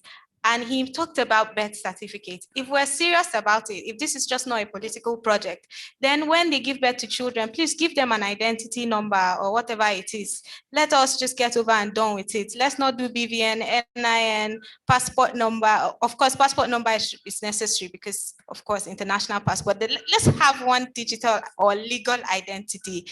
National Population Commission, I don't know if it is an agency that still exists, but yeah, somebody can be dead and you won't know because, like, who is a Nigerian? Where are they? What are they doing? Who is alive? Who is dead? Let's harmonize our records. Let's know who is in the system and who is not in the system. Your 30 seconds is up. Thank you very much, Farida. So we'll take it from you now, sir. Good morning, everybody. Welcome. My name is Olufemi Fadare. I work in the Legal, Regulatory and Compliance Services Department at the National Identity Management Commission. I'm here to represent the Commission. My Director General extends his apologies for not being able to be here at this moment. And I must take a few seconds to really apologize for coming in late. The last couple of days have been very, very, very, very, very hectic. We're dealing with so many things, which this discussion is coming at the right time to address some of the concerns that emanate from what we're doing at the Commission. Let me not waste your time with all of the boring stuff. Let's get into the meat of it. And I'll try and address, like what Goke has said, some of the things that we've been working on for the past 2 or 3 years. So I like to start from a position of information. The work that I do, that we do at the Commission, and particularly what I do, I come across a lot of people that are misinformed. And I think that's one of the biggest challenges that we have to overcome. First of all, in discussing digital rights, in discussing privacy, in discussing data protection. People need to know what they're talking about, first of all, before we start to agitate for those things that we want to be in place. So in 2013, the Commission started this journey about putting in place a national legislation for privacy and data protection. That process was merged in the National Assembly with a private bill sponsored by Honorable Dogara. In the course of that assembly, both bills were supposed to be merged, which would have formed the national legislation if it had passed. Unfortunately, that didn't happen in, I think that was the 7th assembly. In the 8th assembly, when the matter came up again, one of the bills, I try not to personalize the bills because there are so many political issues surrounding that process. But one of the bills got passed by the House of Representatives. At that time, all the stakeholders felt the bill did not adequately address issues relating to privacy and data protection, particularly when you take the global principles of data protection into consideration. So at a one-day public hearing, the Senate Committee on Judiciary, Legal Matters, and I think Human Affairs, Human Rights, after hearing, there were several stakeholders at that meeting, and there was a consensus that we needed to revisit what the House of Reps had done. So the Senate mandated the National Identity Management Commission and all the other stakeholders to now come up with a revised version of that bill. Later that year, this was in 2018, later that year, sometime in October, thereabout, a legislative workshop was held in Calabar with over 30 stakeholders present, along with the Council of Europe and the EU. Representatives from those two partners were also there. At the end of the period, we came up with a draft bill. That bill was submitted to the National Assembly, and just at the eve of their tenure, the bill was passed by both houses of the National Assembly, and then awaiting assent by the president. Unfortunately, there were some technical issues with the bill. There are some technical issues relating to certain aspects of the provisions in the bill. And the president requested further comments from key stakeholder organizations. At the end of the day, following a legal opinion from the Attorney General's office, the president declined assent and requested that the bill goes back to the House. Since then, we've been working very, very hard at getting the bill revised. Now, that's one aspect of it. The second aspect of it is the project we call the Identity for Development Project, which is, I don't like to say spearheaded by the World Bank, but it is spearheaded by the World Bank. But what I tell people is, even though the word ecosystem is not used in the NIMSI Act, the NIMSI Act is designed as an ecosystem. The whole issue about issuing a unique ID to Nigerians, the whole issue about harmonizing existing identity databases in the country, the whole issue of providing the right framework, the right structure, the necessary cybersecurity measures put in place speaks to an ecosystem. It speaks to a reliance on other existing entities that have been doing data capture since 1978 to come together and put in place a framework of identity management that is best suited for this country. So under the ID4D project, which we call the Digital Identity Ecosystem Project, there's a key requirement for Nigeria to have a legislation on data protection and privacy in place. And it's not just that requirement, it is one of the disbursement conditions. So which means that all of the fund under the credit that's available for the project, no, not all, sorry, 50% of the funds under the credit will not be disbursed until Nigeria has a national legislation on data protection. So with all of the work that had, let's bring back that first part of all of the work that had gone on. And then the new part on this new requirement, which the development partners insist on, the work has now taken a new dimension. Now, an additional requirement was for the project to have a unit responsible for legal reforms. Those reforms are supposed to address issues relating to the data protection legislation, issues relating to the existing legislations of all the government agencies responsible for managing data, to reform them and bring them to modern reality and how it will all work together in that ecosystem project. So that when NIMSI says A, CBN, health insurance, PENCOM, NCC, INEC, immigration are saying A. If immigration has anything to say, all the other stakeholders too align to it in terms of that big framework. So there are so many things, there are so many things involved. It's at multiple levels, horizontal and vertical, and it's taking so many key issues into play. So a particular working group was set up, made up of 9 government agencies. We call it the Legal and Regulatory Reform Working Group. So like I said, that group is responsible for all the reforms to go on. And that group, the first assignment was to now take the bill as directed by the president, revise it, look at all the technical issues, look at all the legal issues, and then bring it up to speed. And in that regard, in 2020, last year, just after lockdown, we held a validation workshop where we had received over 80 written submissions and comments on the draft bill.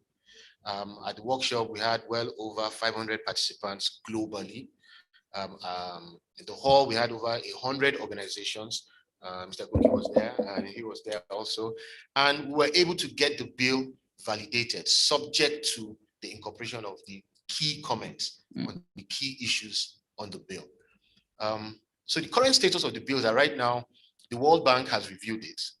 They still have a few issues with some of the provisions. There's some back and forth going on, issues relating to sovereignty of Nigeria and their own comments, what they want to see there, which necessarily need not be there.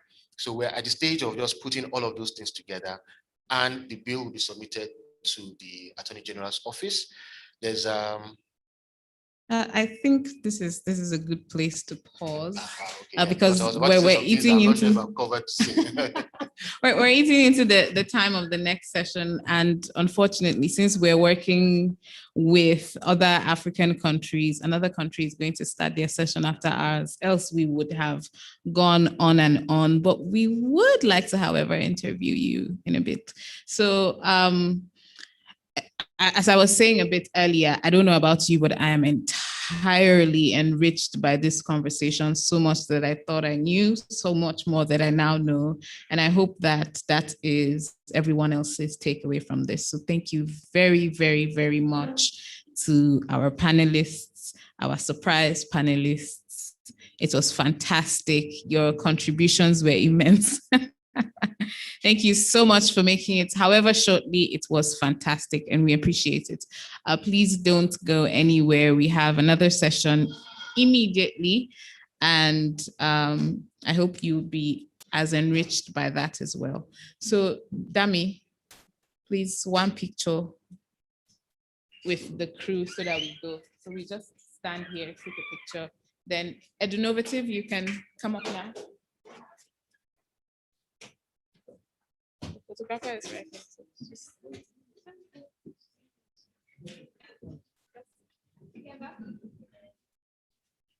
In a way that Dr. Olade can show.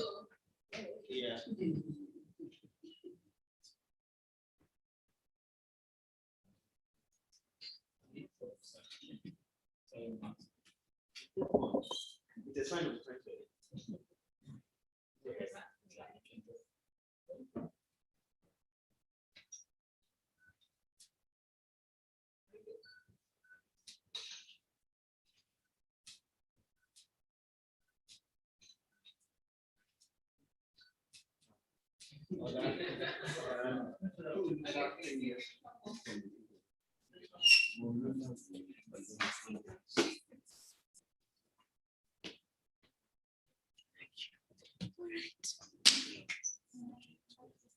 Okay, the next session now is by Innovative Concepts and Consultancy. And the session will discuss digital safety education and the prerequisites for implementing a 21st century curriculum in Nigerian schools. The session will be moderated by Suliat Idris. She is the founder of Innovative Concepts and Consultancy. Thank you. Suliat.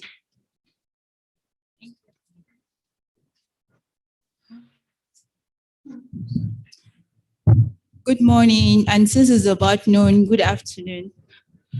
It's been an honor to be here.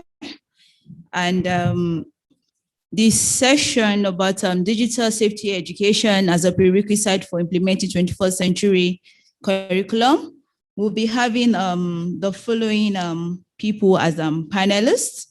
We have Dr. Tanimu Ibrahim.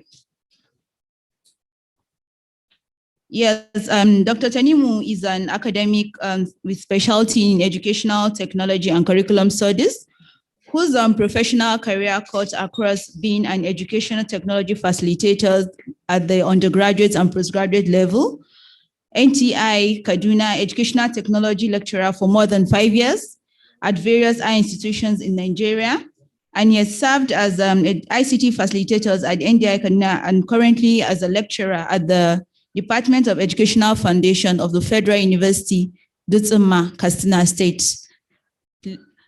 And also on this panel, we'll be having Mr. Zachary Dado. He is a computer science teacher at Government Secondary School, Apo in Abuja here, and is an associate of the Paradigm Initiative. He's a graduate of FUT Yola with BTech in Information Technology, and is currently running an MSc program in cybersecurity at the Center for Cyberspace of Nasarawa State University. You're welcome, sir.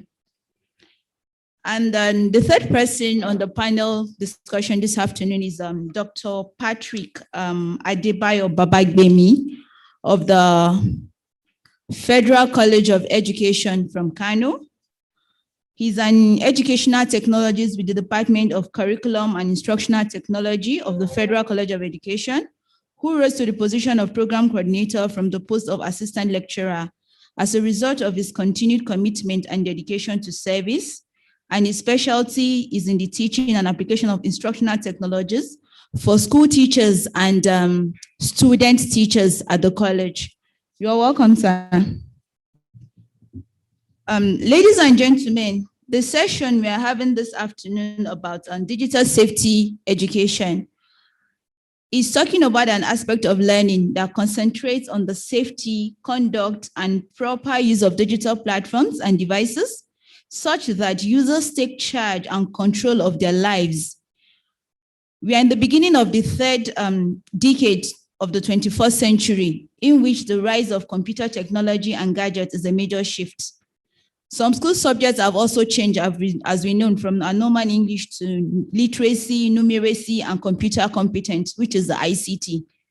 So with this shift, we need to look into how we use technology effectively and ensure the safety of ourselves, our professional lives, our family, and our academic career. And talking about the issue of digital safety education, I want to take attention of everyone here to the fact that Nigeria as a nation, our population is quite growing. Though the national population census that was taken in 2006 shows about 190 Nigerian population.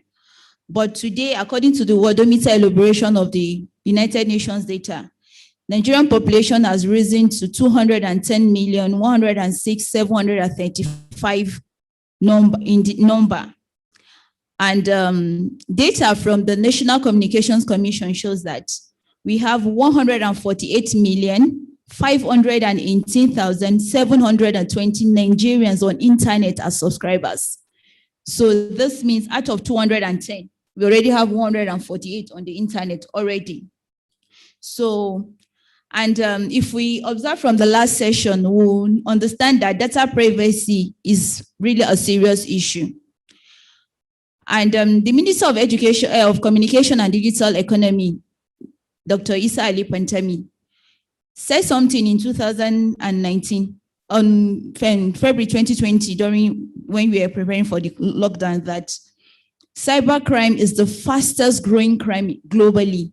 And that in 2018 alone, cybercrime industry generated $1.5 trillion, while social media related crimes generated a minimum of $3.25 billion, and the Bitcoin crimes generated to $76 billion.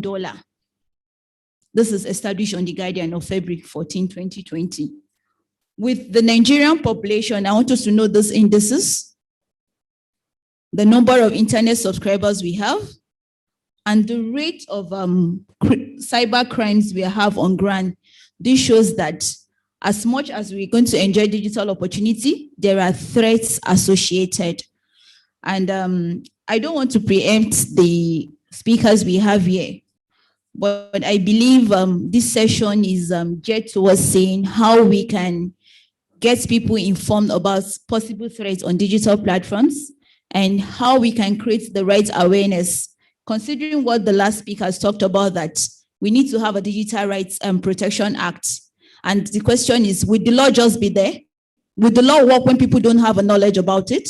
And that is why we need to look into what digital safety education, what role does it have to play in Nigeria as a nation moving to join digital developments on the world globally, and see how we meet up. So I want to shift to the panelists now. I would like to have, let's see, what does it mean when we say digital safety education for a clearer understanding of the topic here? Your mic. Thank you very much. Actually, referring to this digital safety education, we are referring to basically internet safety, using safety in using internet for education. So definitely by these shifts, whereby globally you can see how education is changing, the mode and everything is changing, we need to have a digital way where we can protect ourselves from the what is happening using this internet to educate our young children. Look at the connection, the digital safety in education and the 21st century curriculum. Let me draw attention to which one is a 21st century curriculum first, so that we know how this digital safety is needed for proper implementation of the 21st century curriculum. When we look carefully, what this 21st century curriculum is characterized by having some special features that are linked or connected with the internet. Why? Because we are trying to have a paradigm shift whereby a teacher before is the custodian of everything. He's virtually knowing how everything, what to do, how to do in a classroom, it's under his control. But nowadays, knowledge is not like that. Having so vast information on the globe, on the net, so we can't rely now on teachers to give us what we want in schools. So definitely, the curriculum, 21st century curriculum, is characterized by moving most of the control of the entire learning process towards learners, not by a teacher any longer. And at the same time, the approach of implementation is no longer that paper, pen, or something like that. There is somebody as a teacher standing, telling people what and how to do it. No, it's not like that. A teacher now is the one that's supposed to only guide. The approach is supposed to be problem-based approach, project-based approach, internet-driven, something, research-driven knowledge, whereby you see the learners need to be only guided on how to get the correct and right information over the needs. So information now is everywhere. The task of the teachers now is changing from teaching to facilitation to guide learners on how to get the correct information over the net, because vast information is everywhere on the net. Or some are not, misinformation are there already. So definitely we need teachers to guide these young children on how to get it clear, so they can at least be careful on what to get that will benefit them. By doing this, definitely you cannot neglect the importance of these needs in educating our young children, because we have to be careful on always telling them the risks of using this internet. No, telling them all the risks involved in using nets will not solve the problem. What we need to do is, if we insist in telling them only about the negative aspect of the internet, definitely they may go doing one of the three. Probably they will just neglect the information, the message. Probably they will go intentionally to face the danger involved to see what will happen. Or they may be afraid to use technology at all, maybe to become reluctant not to use technology anymore. So as when you look at the characteristics of the 21st century, definitely it's an internet-driven curriculum, whereby mostly the implementation comes effectively when technology is fully integrated in the process. By doing that, we have to look at the contribution of net, internet. So we have to create a balance on effective use of this internet to have like an effective curriculum implementation in this 21st century. Thank you. Yes. Right. Okay.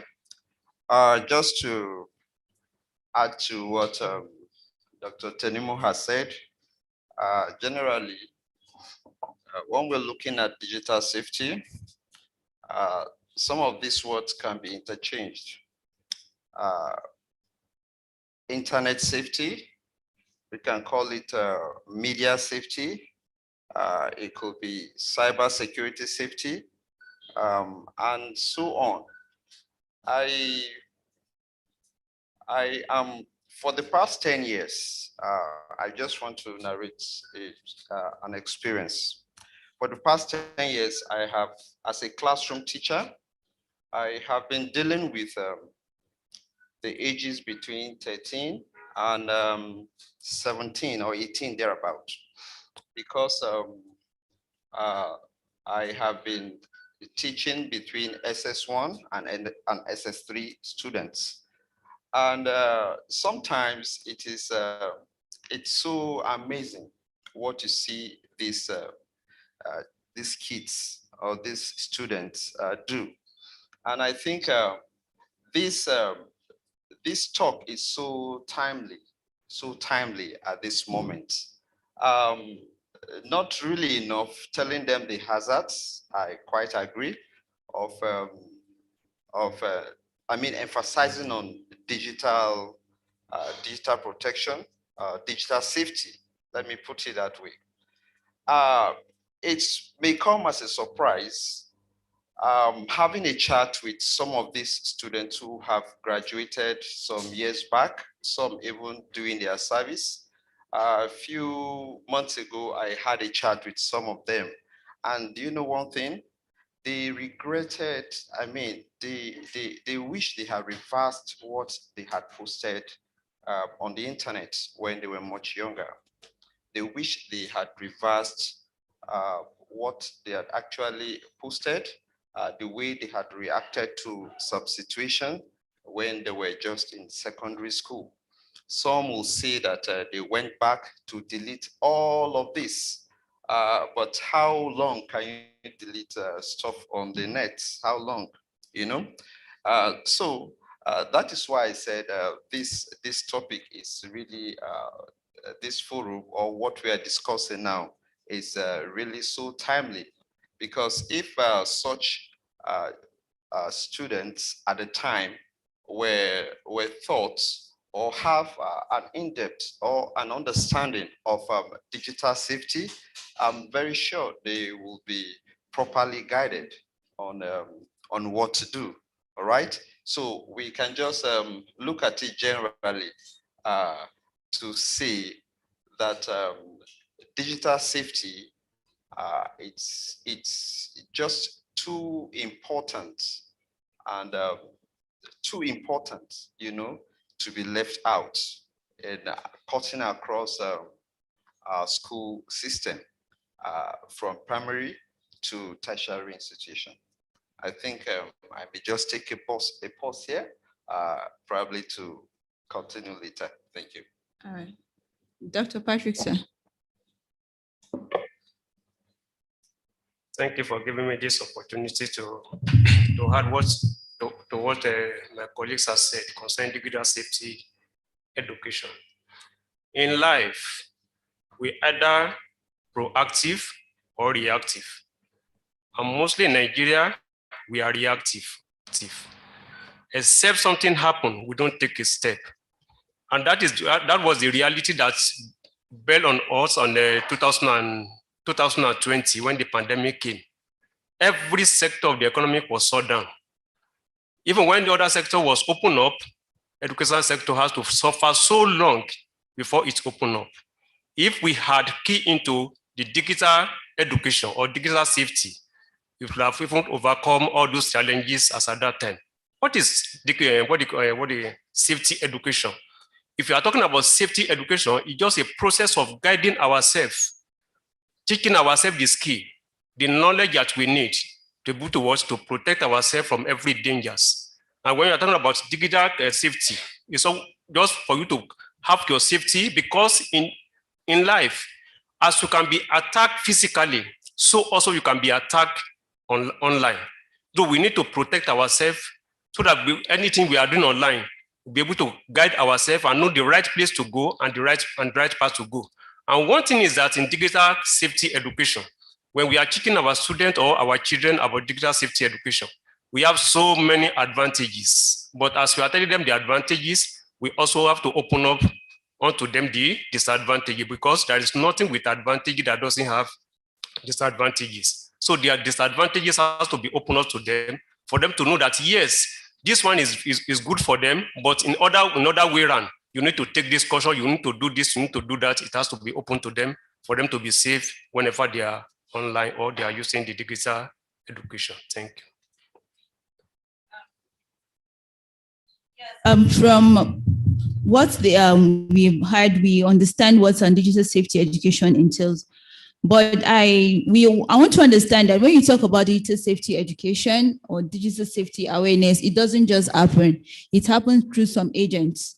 And now my question will go to the doctors, because I believe that either from the College of Education or the university, that is where teachers are trained. And I believe that if you want the younger people to have the safety education knowledge, the awareness, it doesn't just happen. It has to be through the learning process. That's what we are clamoring for. So what concepts of cyber safety education, internet safety education do you think is necessary? Or how do we even inculcate it into the teacher training education so that the teachers that are coming out are fully informed and aware about, cyber opportunities, cyber dangers, cyber safety, so that as they introduce these younger people to using technology, they get them informed about what it means to face threats and how to deal with them? Thank you. For you bringing it to the higher institution, I will disagree a little. Let's start from the primary, and that is the grassroots. One thing is that when you look at secondary, our more tertiary education, people will say people went to university, they can't do anything, they can't do this, they can't do that. It is the product of those, it is what happened to them in primary, translate to secondary, and then they bring it back to the higher institution. This digital safety education has to be inculcated right from the primary school, not until when they get to the secondary school.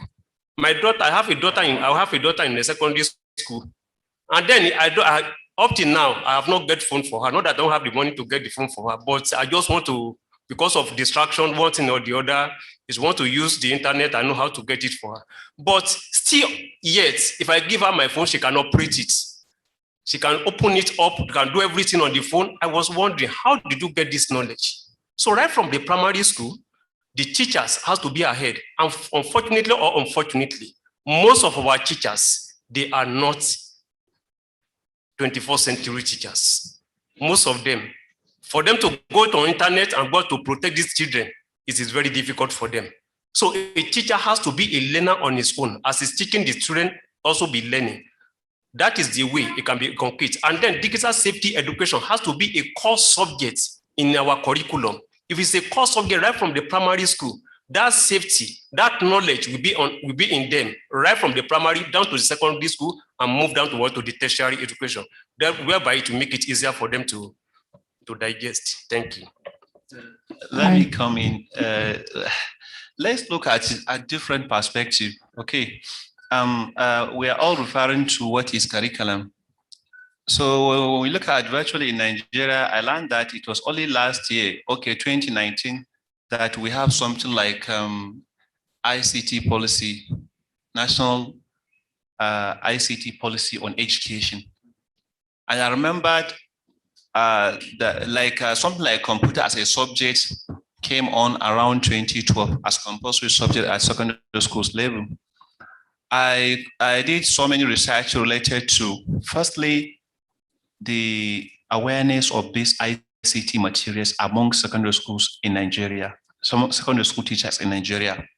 The finding will touch your heart. The research discovered that more than 85% of teachers teaching computer in our schools are not computer teachers. They have never undergo any training to teach their computer. What we need to do in a short note is that we have to look at our curriculum to make it 21st century first. Because as of now, our curriculum is not 21st century curriculum. Why? Because saying curriculum, you're not referring only to the content, but at the same time, you are referring to pedagogy. That's how you implement, how you teach the subject. Coming back to those responsible for making it real, we have more than 5 agents when it comes to curriculum implementation. And each and every one of them has a great role to play. The government, teachers, learners, parents, and the general society. When we say the society, including all the pressure group and the associations. So definitely we have to come together and look at the curriculum. It needs like a holistic approach. We have to, Our curriculum, the current one we are using in Nigeria, I'm sorry to say, more than 70% is obsolete. So the battle now that we have to win is that we have to revise entirely the whole curriculum that we have. You're not referring only to make some innovation in the curriculum, but we have to sit down and change almost more than 70% the content and the pedagogy of our curriculum. Now coming back to digital safety, that is how to safely guide these young children on using internet to support learning. So definitely what we need to do is going back to drawing board to look at our curriculum, to relate it with the 21st century needs. Then we have to now go and look how we can safely guide young children how to effectively use this internet to achieve what they want to achieve. Thank you. Thank you, Doctor. Mr. Zachary, I think this will come to you because he has said a lot about curriculum. And when you talk about the 21st century curriculum, you know, the components are quite wide, and there is a specific attention on the forces of the collaboration, communication, critical thinking, connectivity, and the knowledge of computer communication devices. As a teacher of computer science, did you see any of those components in the content of, you are an administrator, you are an implementer of some instructions that are being laid down? As a teacher who goes into the classroom every day and you relate with these young people, did you see those things present in what you are being offered to give to these learners?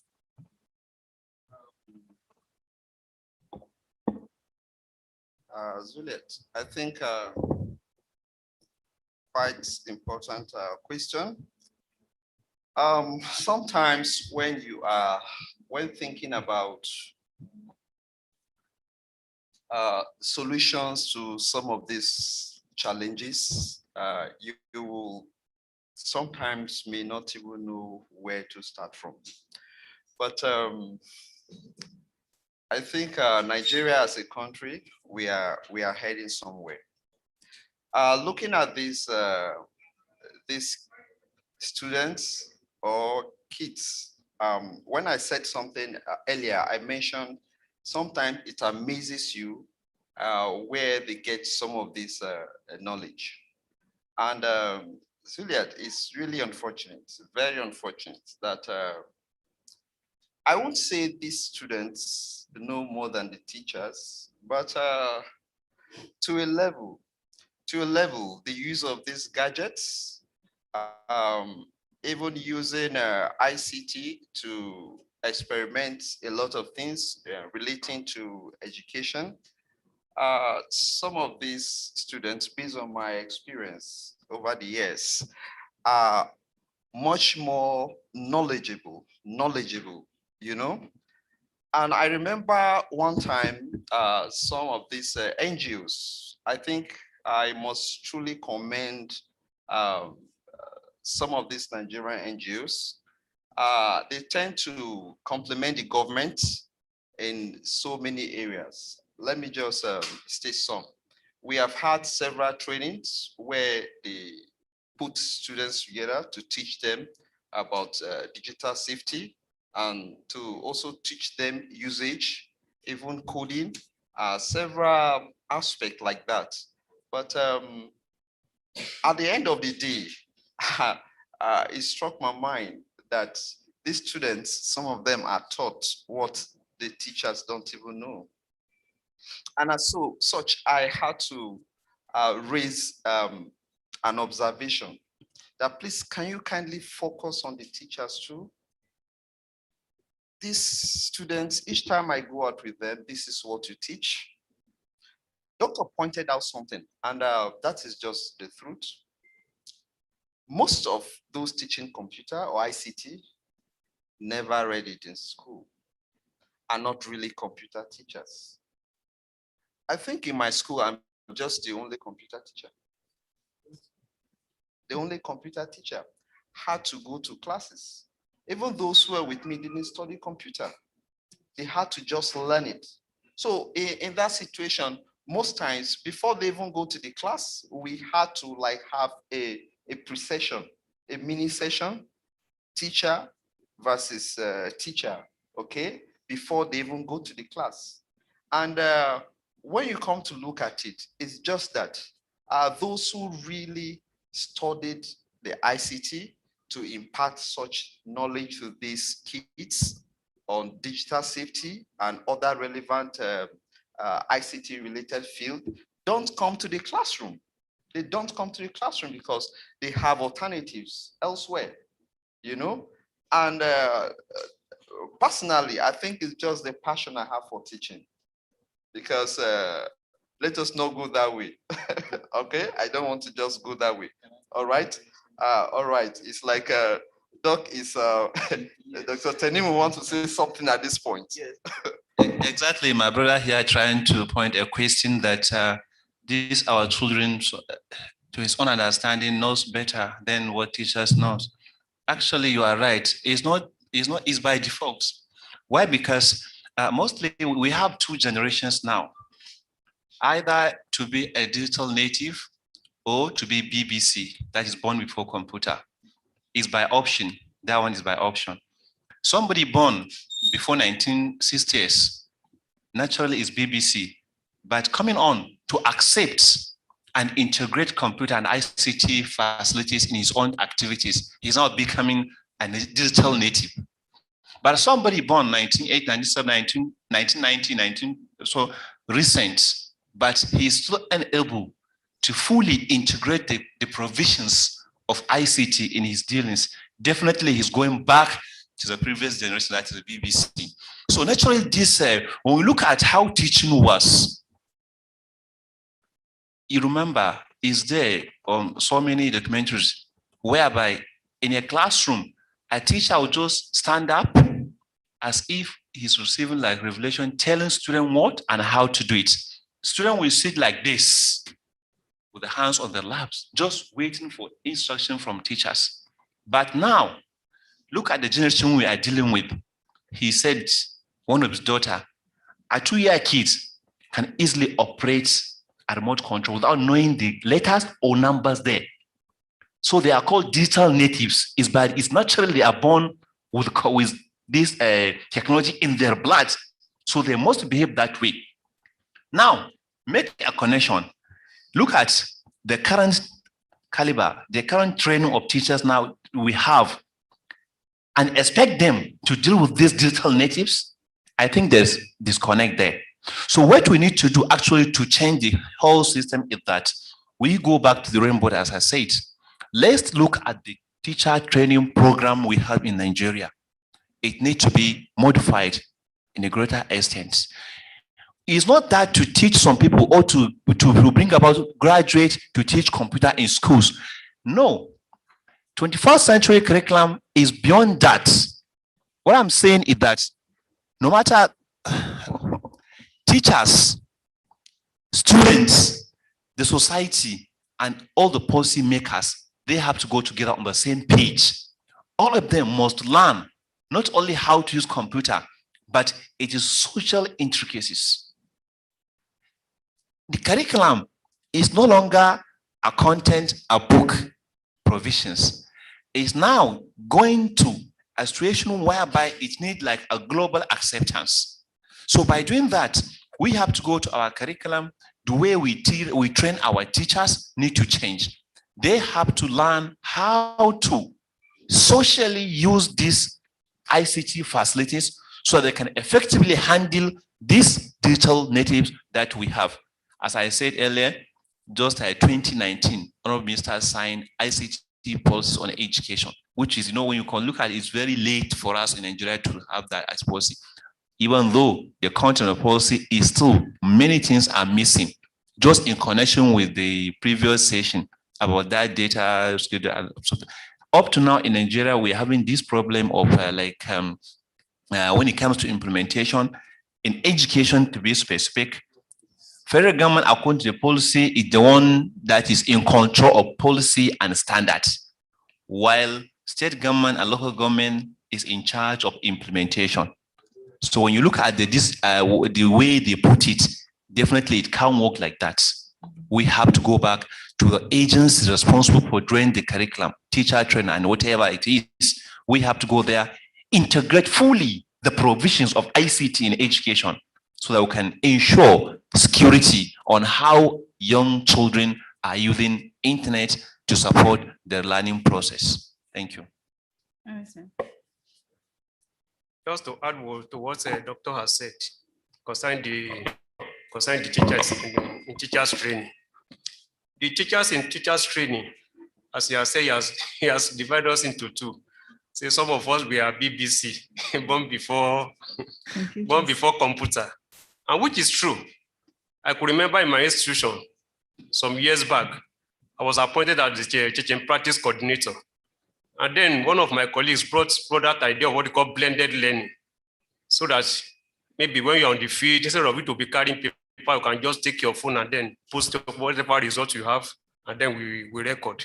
Some big week in the college just stop the whole thing. And when we are talking about curriculum, what is even curriculum? Curriculum is about all activities that take place in the school. That's curriculum. But this curriculum that we are talking about, and that is where the problem is in this nation. Curriculum that we are talking about is being planned for schools. But at the point of planning curriculum, teachers are not involved. If they are going to plan curriculum for colleges of education now, we just see maybe people in the ministry, put professor in the university, I know you, and then they put it together. And that is the problem. At the end, they push it down. And when they push it down, they are pushing it down to the teachers. And then they want you to implement what you didn't plan. Because implementation takes place in between the teachers and the students inside the classroom. And then that's the problem. At the end, for the teacher to have a focus because he doesn't know the aims of that plan curriculum. And that's the first C that our curriculum is supposed to achieve. One, critical thinking. We have to think critically, innovative solution to the problem. But many of our curriculum are depriving the student from critical thinking. Most of their curriculum based on theory, not practical. And number two, you talk about creativity. Everybody has to have creative ideas. But in most schools or in most of the implementation process in Nigeria now, teachers tend to be all-knowing teachers, which is outdated. A teacher of 21st century is supposed to be a mentor, a facilitator, a motivator inside the classroom. Not that you just come to the classroom, carry your notes and read, and then go outside and give them notes to copy. No, you give them free mind to give them the space to think, and then let them come out with an idea. And then the next is what we call communication. Whatever you don't understand, you cannot communicate. And when the students go to the classroom, they don't understand whatever you are teaching them. For them to communicate or share the idea effectively, they can't. And that is why when you go to the exam, many of them are just reading to pass. Just go to the exam, they just cram, whenever they finish, they give you your paper, bye-bye. And then they are waiting for the result. And the last one is collaboration. That's what we call teamwork. There must be a collaboration in between the teachers and the students in the classroom. And primarily, digital education is supposed to be a core subject in our schools. Thank you. All right, sir. And please, I want to pick up from where he stopped, that digital safety education should be a core subject in schools. The question is, if you look, I was privileged to work on a result compilation for a certain primary school when the term closes last month. And then for a child in primary school, primary 2, I practically saw about 14 subjects on that child's assessment. That's the examination. Literacy, numeracy, name them 14. And if we are saying that digital safety, again, should be a core subject, I know it's broad. So are we actually helping? Because does a child's smartness depend on the number of subjects a child is able to assimilate and answer? Or a learner's smartness should be on specific subjects that triggers the inquisitiveness of a child? Because I want us to know that the basis of 21st century curriculum is for you to set up a child in such a manner that the child succeeds in a world where more than half of the job is possibly going to do is not even available yet. 21st century is about preparing your child for readiness, right? So how do you do this? By compounding the subjects or identifying the basic ones? Thank you. Most of our subjects, most of our curriculum, or most of our timetable presently is overloaded. I give you this practical example. My daughter got admission to what you call Federal University Dusi. Had to read the lab tech. And then they are offering about 12 or 16 subjects. That's year one on the level. And then through the pandemic, I look at the whole thing, look at the whole scenario. I decided to change her institution to Mariam Abacha University, Niger. She's there presently. And then when she got there, how many subjects? 6. Okay. The same course, 6 subjects outside Nigeria. But in Nigeria, how many? 12 subjects. How do we imagine in a school of ours, College of Education all around the country, a student of English language, or yes, English departments, will still be doing general education, GSE in English. A student of mathematics, reading mathematics, will still go to general study and then attempting mathematics. There are so many subjects in our curriculum presently that we're supposed to do away with, or many of them we're supposed to merge them together. But because of so many politics that is involved here and there, like this digital education now, by the time you go to the ministry, there are people that are going to eat money out of it. We see it, they will put it. They will not look at it, but it's overloaded because the students that they are suffering. If you have a child now in colleges of education, I tell you every semester you cannot escape it. 24 what do you call it? Courses. You are going to be every semester from year 1 to year 3. 24. You use about 1 month plus before you can finish exam. How do you cope? All right, sir. Should I come in? Yes. Yeah, sorry. Thank you. So what I'm trying to say is that you say, according to 21st century curriculum, we have new things. Okay. We have to redefine knowledge itself. What is knowledge? We have to redefine which one is educated person. We have to redefine the concept of teacher himself or herself, the concept of learners, the concept of curriculum. The concept of school needs to be redefined.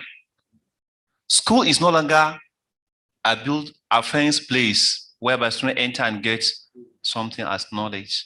Knowledge is no longer information.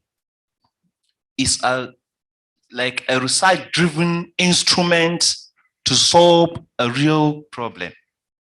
Going by that, we don't need to have so many subjects to include something like safety education in the list of long list of our the subject we are teaching to our young children. But what you need to do is that we have to go back a little and look at, because it's a holistic approach whereby not only one teacher should come to the class teaching them safety, digital safety. It's an effort of all the teachers taking all the courses. They need to learn about this safety digitally for them to impart that kind of knowledge they got to the learners. So it goes concurrently with like language teacher, science teacher, arts, or wherever you are, as far as you are relating with these children, you have to have a knowledge on this safety education. If you need a holistic change in the way the system is. Thank you very much. We'll add something here.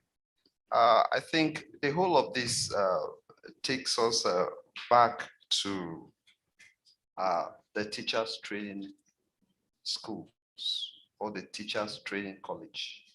Okay.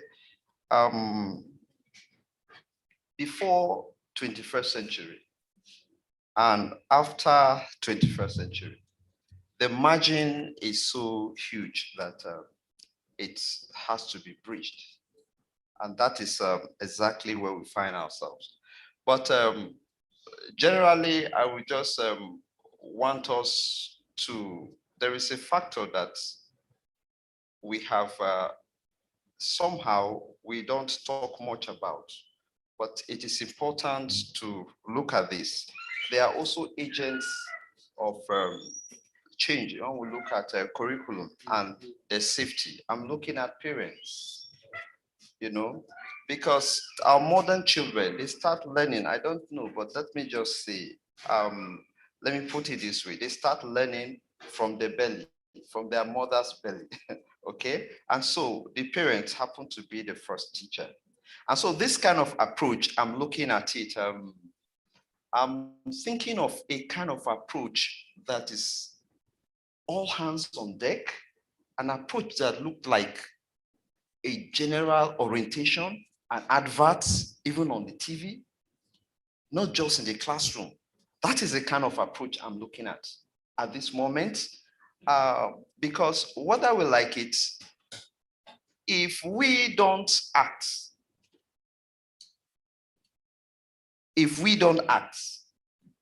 we are going to experience what they call digital colonization. So it is either technology is following us or we are going after that, you know? So whichever way, there must just be change.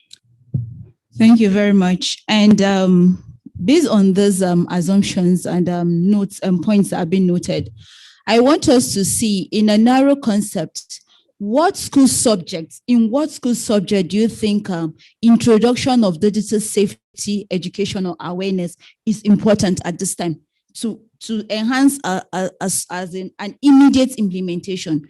In what school subject do you think we can introduce safety education, digital safety education at this time? Actually, to my own perception, it's not that to include this digital safety education as a separate subject or to integrate into a particular subject, because it has been the practice and it's not working in our country. It has been the practice when you have something new, you just infuse it. You understand? That one should, it never works anywhere in the globe. What is normally happening is that what we need to do, we have to do a holistic approach, whereby the issue of safety, digital safety, is for all. And you are trying to have digital safety in education for children, but you are neglecting those to lead the children to learn digital safety, like the teachers. So it's not that to introduce digital safety in our education as a subject or to infuse it in a particular subject, but it's trying to have like a holistic way to make sure all those who are related to our education system understand what is digital education first, so they can understand the implication of safety in digitalizing our education. Let me go back a little to those agents of curriculum implementation. When you say you introduce digital safety as a subject in school or integrated into a particular subject in a school, you are neglecting 2 to 3 major actors in curriculum implementation. They are not part of the school system, they're outside the school, but they play a greater role in implementing our curriculum, one of which is parents.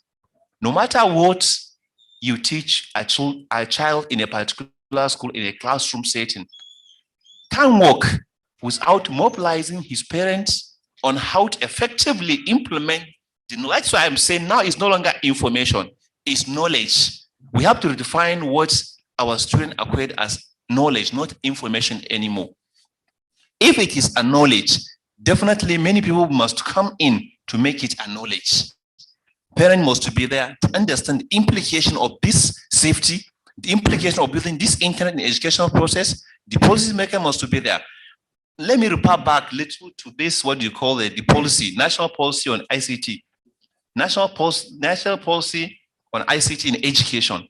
It clearly stated that in the provision of education to our children, the accessibility of internet should be there. Accessibility. To access what while there's no provision. You understand? So what to assess is that in terms of utilization, you have to talk first of the provision. So mostly parents and the stakeholders, like the policy government, provide the materials. So they have to understand which type of material is relevant to education. Going to parents, they must understand which material is safer for students to learn.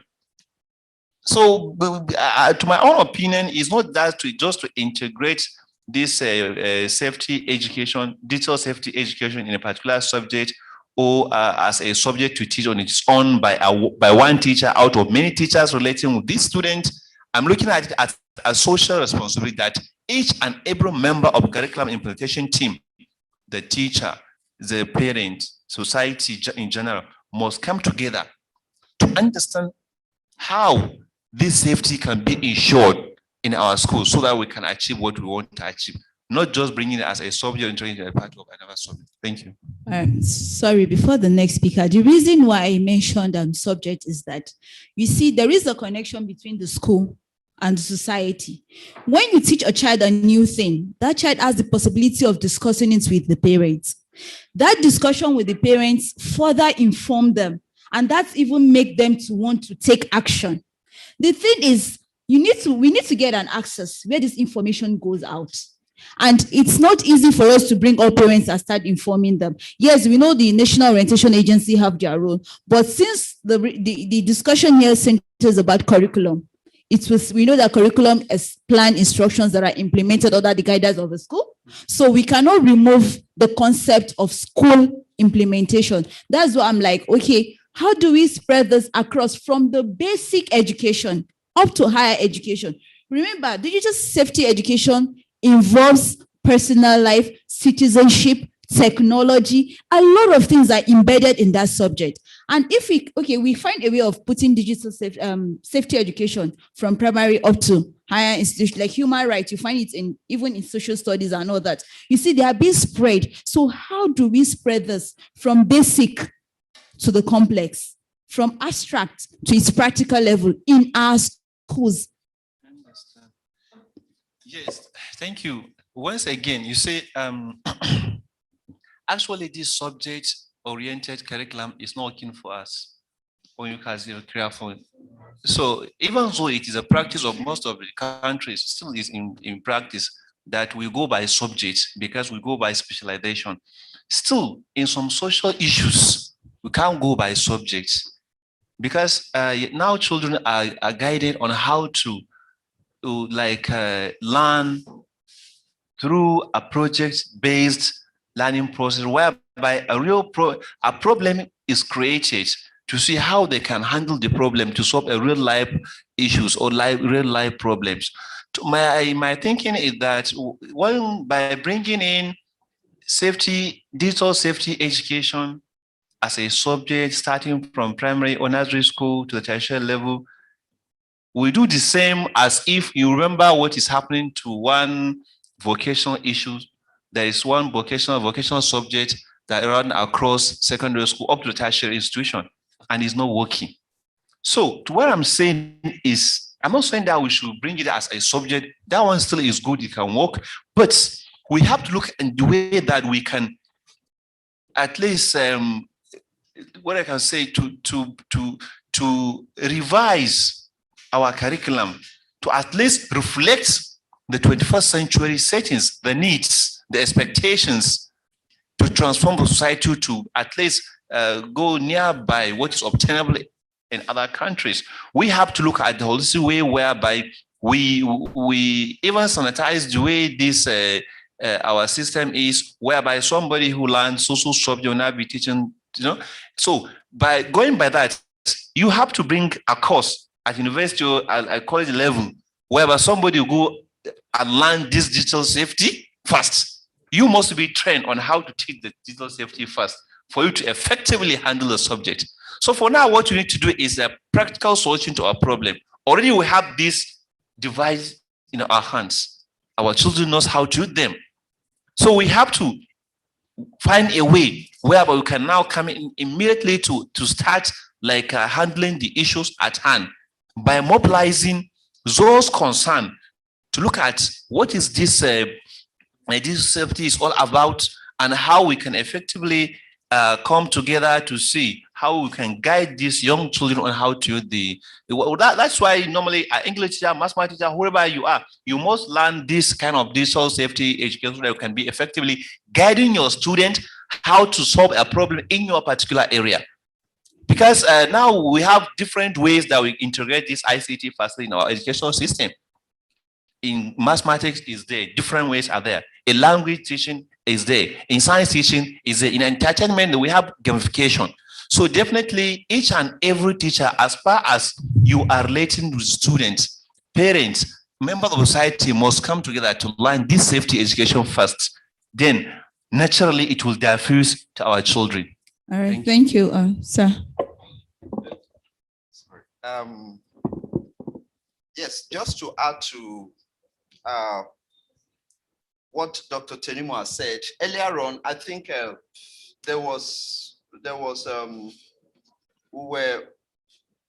we actually we looked at the base, that is the training school, okay, for teachers. All right.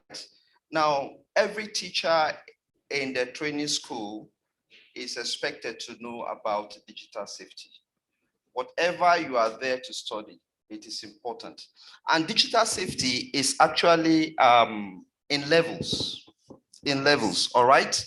What a kindergarten should know about digital safety, it may not be the same with what someone at a higher level, all right? So these are areas I think we have to look at. But then we cannot just do this without some kind of policy in place. For instance, I know there are some, we have some MTN apps that I used to see before, okay, like tablets, but there are some restrictions on that, okay?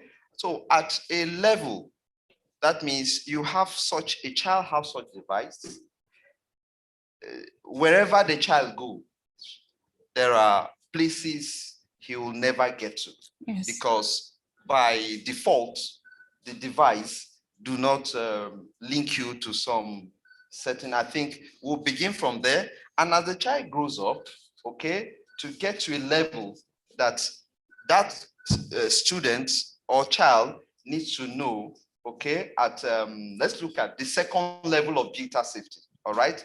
Now, I will really want to look at this emphatically, parents. I will always suggest, as I'd always said, when I have opportunity of meeting parents who will say that my children will not have this device, and they always look at the negative. Now, there is no technology that comes without a price, no development that comes without a price you have to pay. All you need to do is to manage it, all right? Now, what I strongly suggest is that your children are on Facebook, do Facebook with them. Yes. Make their friends your friends. This is exactly what I discuss with parents. You say, make their friends your friends. Discuss, you know, and at that level, you'll be able to minimize, you know, monitor them and see exactly what they do. That's my contribution. Thank you, sir. In relation to this question that you asked, I want to say in teachers training, what we need to do is what you call training and retraining of teachers regarding safety education. And when I'm talking about safety education or digital education, simply means in all the teachers, not only one, not only computer teachers, all the teachers will also be computerized. Computerized in the sense that whatever you are doing, whatever subject you are teaching, start to be digital.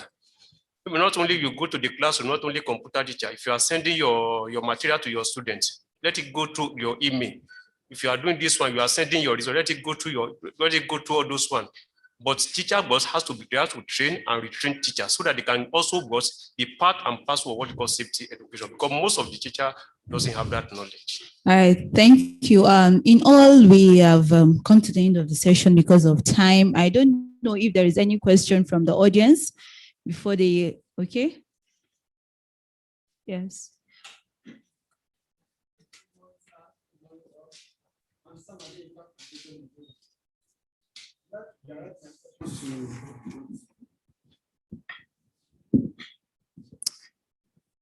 To Mr. Sakari Dado, computer science teacher.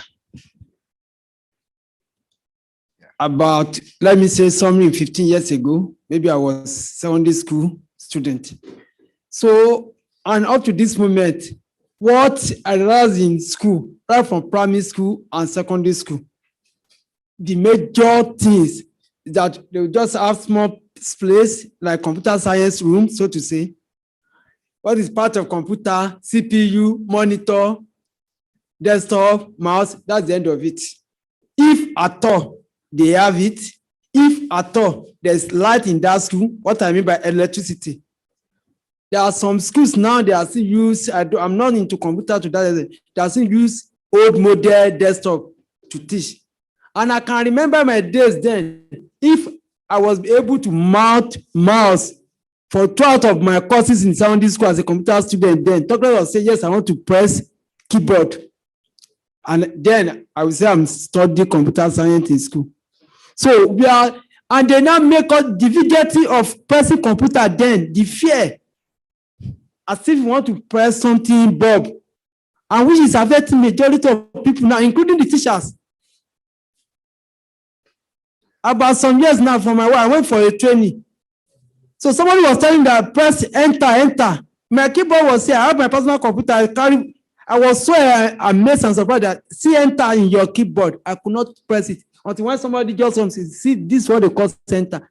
And I know it until when they press it for me. So the gap between the teacher and the perception that if you press this thing, you might spoil it. That's the perception I have with my parents. My parents have TV in our room. My father, before I can't press TV. The day when I press TV, my mother, my stepmother beat me. I was saying, is it not my father? Is it not my father? My father said, why can't you beat him? So to extend that when he come, he must have find my dead body on the ground.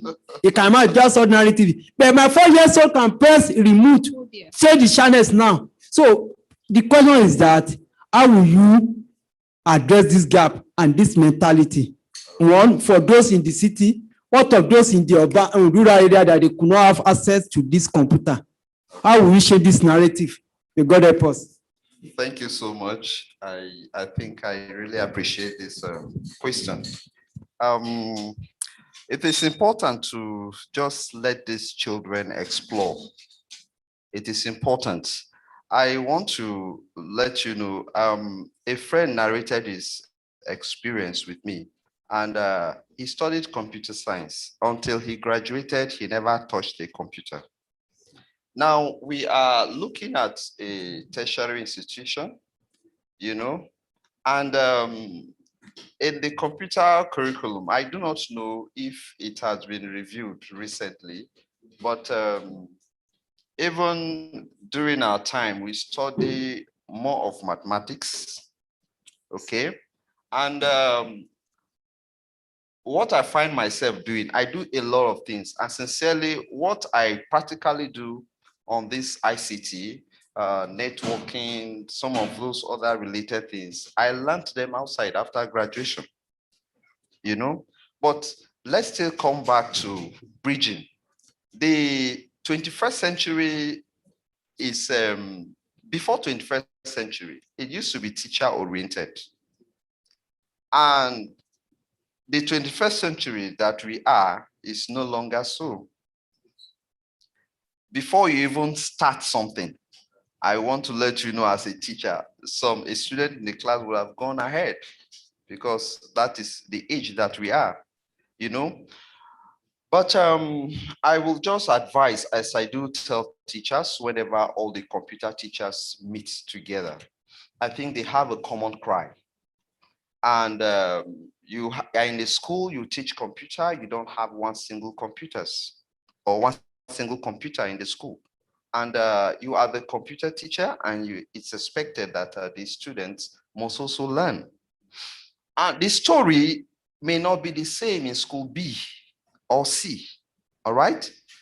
But I remember when I started my career, it was really frustrating for me, in such a way that I was so passionate that I had to meet the principal who supported. I got the 100% support. We had to go to neighboring schools to borrow some computers so that my students can see. And then when you go there, they tell you have to sign an undertaking. If anything happens, the way they warn you, you'll be afraid to take these computers. I will say, bring them. and then put it in the car, drive to the school, after some practical, return them and ensure that they are in good condition. Now, with this kind of warning I got before carrying the computer, imagine the warning I will give to my students. Are you getting what I'm saying? So it's a really unfortunate situation. There are situations that you can't help it, but all I advise is that as a teacher, do your bit. We didn't have, I went to borrow. And before I knew it, the principal bought one. And the following term, she bought two. Another one again, we had 4 systems. Before we know it, an NGO came and said, look, we are equipping your lab. It was like Christmas Day that day in the school, you know? So that is how I'm just trying to give you some. So what we had then is really not the same stories now, that we have students even writing little programs, small programs. And these things are actually not included in the curriculum. That is one area we'll look at. It's just society and club, robotic society, clubs, one club or the other, you know, and interested students, you see them coming up. So these are gaps that we try to bridge instead of waiting for the curriculum, you know, which we do not know when we'll be given, because as a teacher, I'm given to teach. And sometimes I see some things, I begin to wonder, how is this one relevant? Like you see, have Q basic in our school system. So we'll begin to wonder, what can Q basic really do? Sorry, maybe I'm saying something off, if you may not be, you understand? Yes. All right. So these are some of the challenges, but I think I am so optimistic we'll get over it, because the way I came into the system is not the same thing the way it is today. Thank you very much. Sorry. Okay. I think you have an interview with them after the session. Okay. Yes. All right. And on this note, we understand that digital safety education awareness is quite a broad thing to talk about. We've not even mentioned them. If you should go into the cyberbullying, the online grooming, the predators and all that, we're going to sleep here. But the thing is that the time is against us, but we all have a responsibility. We need to go back home with this message, is that we are 21 years into the 21st century. How far have we gone? Do we even have a 21st century curriculum in the first place? And we should remember that we still have 70% of our traditional pedagogy being used in our schools. We have 70% of internet active populations in Nigeria.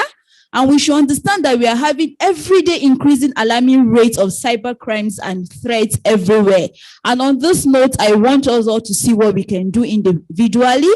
We need to raise the awareness. We need to make the message. We need to send them across. We need to take action. We need to be aware so that we'll be guided. Even if you have data protection laws and we don't know anything about them, we'll still be robbed of our identity after all. So on this note, I say a big thank you to panelists, a big thank you to audience and every member here. Thank you. It's nice having you.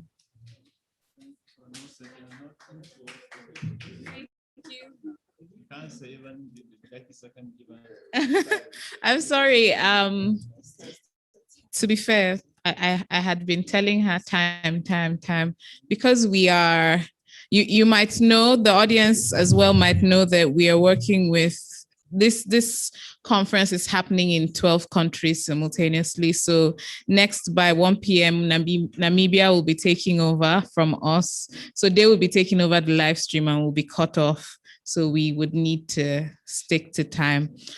So we can have lunch for those who are fasting, would have takeaway for you here. So before Namibia takes over the camera, thank you very, very much for joining us in Nigeria. I hope you enjoyed our sessions. I hope it was informative. Don't go anywhere. Check our websites, driftparadigmhq.org. Check our YouTube so you can continue to follow the conversations. Watch the previous conversations at Paradigm HQ. Thank you very much, Edinovative. Dami will take our picture now. And for the IT team, you can take it away from us. Thank you. Okay.